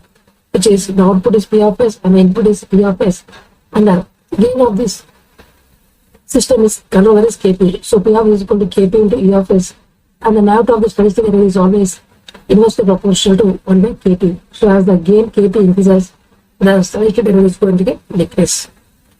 Then for the integral mode controller is the output is basically the integration of the input. So output is the integration of the input. Then we consider that is said to be integral mode controller. So whenever the output is the integration of the input, then we consider that the system is said to be integral controller. So you can see what is P of S. So you can see P of S is equal to, you can say basically Ki by S into E of S. So this is basically in the Laplace domain. So in the Laplace domain, we are writing, which is, we can say P of S is equal to that Ki by S into E of S. Suppose if you are writing in the time domain, then P of T is equal to, we can say Ki into integration of E of T into dt. So this is in the time domain and this is in the Laplace domain. So you can see clearly P of T is equal to Ki into integration of E of T dt. So if you apply the Laplace transform, we are going to get P of S is equal to K by S into E of S. So the output is P of S and the input is E of S. So you can write here K by S is also equal to 1 by TIS. Sometimes they will write here just 1 by Ti into S also they are going to write. Here K is called as the Ki is called as the here Ki. So Ki is called as the integral scaling. So Ki is called as the integral scaling and Ti is called as the reset time. So you can say basically Ti is nothing but which is equal to 1 by Ki. So you can see clearly here. I am writing here. So Ti is nothing but which is 1 by Ki. So you can see clearly from this picture. So therefore we can say here simply Ti is equal to 1 by Ki. So Ki is called as the integral scaling factor and Ti is called as the reset time. So therefore here the output is proportional. The output is the integration of the input. So this is the way we are going to write here. Here also we can write in the same fashion. So we can say P of T is equal to Kp into E of T. So in the time domain, so output is proportional to input. So if you apply Laplace domain, Laplace transform, we are going to get P of S is equal to Kp into E of S. So this is the format we are going to get here. Same thing we can see clearly from this picture. So here the output is proportional to input, here output is the integration of the input. So you can write in this format also. Now let's go for the derivative controller. So this is the derivative controller. So derivative controller means the output is the integration of the input. So output is the integration of the input. Then we can see that is called derivative controller. So you can see P of T is equal to, so P of T is equal to KD into the derivative of the input. So d by dt of E of T. So if you apply the Laplace transform, we are going to get P of S is equal to KD into S into E of S. So if you write in terms of the block diagram, we are going to get the input is P of S and output is P of S and the gain is KD into S. Sometimes they will write which is equal to KD into S also they are going to write. So therefore we can say KD is the rate constant and PD is the rate time. So KD is called the rate constant and PD is called the rate time. So the output is the derivative of the input. So that is the reason it is called as the derivative controller. Now let's go for the PD controller means proportional derivative means the output is proportional to input as well as the output is integration of the input. So that is called as the proportional derivative. So we can, if we are writing the time domain, we can say P of T is equal to, it is proportional to input as well as, it is proportional to input as well as it is integration of the input. I have already told you. Sorry, it is a proportional to input as well as definition of the input. So we can say Kp into E of T proportional to input as well as the, it is basically the derivative. So therefore we can say, here I can write KD into d by dt of E of T. D by dt of E of T. So if you simplify, we can write like this. So if you apply Laplace transform, P of S is equal to Kp into E of S plus S into Kd into E of S. So we can write like this. So if we simplify, we are going to get P of S is equal to Kp plus S into Kd into E of S. So basically, they have written in the other fashion. They have written in the other fashion they have written. I think they have kept here another constant also. This Kb they have kept here. So here they have kept the another constant is equal to Kb also they have kept. So here basically they have kept here this is Kd. I have already told you Kd is equal to Kd. So if you simplify, we are going to get here. So this is basically PD, and here we have to KP. So if we take KP constant, here we can say this is a KP. So basically KP into PD. So if you take KP constant, we are going to get KP into 1 plus S into PD into P of S. So like this, they are done. You can write it in any fashion, but still the concept is same, right? The output is the proportional to input as well as derivative of the input. So this is the thing always should keep in your mind. So therefore, we can say P of t is equal to Kp into E of t plus Kp into Td into d by dt of E of t. So if you apply the Laplace transform, we are going to get P of t is equal to Kp into E of s plus Kp into Td into s into E of s. So if we take E of s common, we are going to get Kp plus s into Kp into Td, E of s. So if I take again Kp common, we are going to get Kp into 1 plus s into Td into E of s. So you can make it any fashion, but still the output is a proportional to input as well as derivative of the input. Then that type of controller is called as a proportional derivative controller. Now let's go for the other controller, which is a PI controller. So PI controller means proportional integral controller means the output is the proportional to input as well as integration of the input. Means we can say in time domain P of t is equal to Kp into E of t plus, I've already told you, which is basically I can write like this, which is basically Kp by Kp Kp into Ki into Kp into Ki into integration of E of t dt.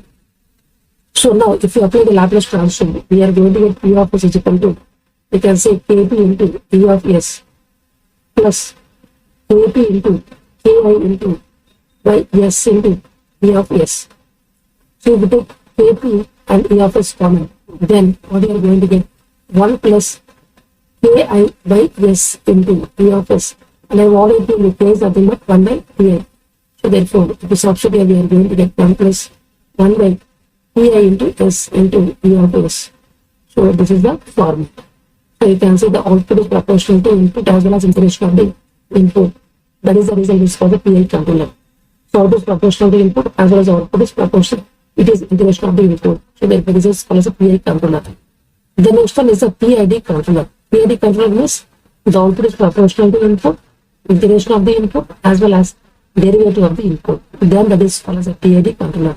So output is proportional to input, derivative of input and integration of the input. Then that is called as the PID controller. So we can say P of t is equal to, so P of t is equal to Kp into, I can say E of t plus, I can say Kp into, same thing, Kp into Pi into integration of E of t dt plus Kp into Kd into d by dt of E of s, E of t.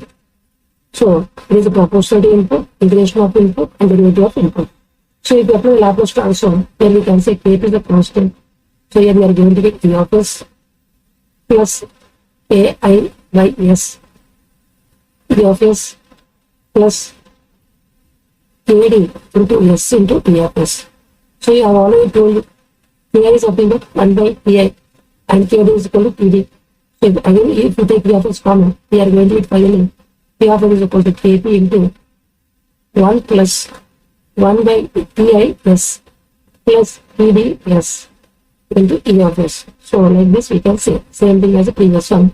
So output is P of s and the input is E of s, and we can say this is the block gain of this block diagram of this controller. The output is proportional to input, integration of the input as well as derivative of the input. So this is all about the PID controller.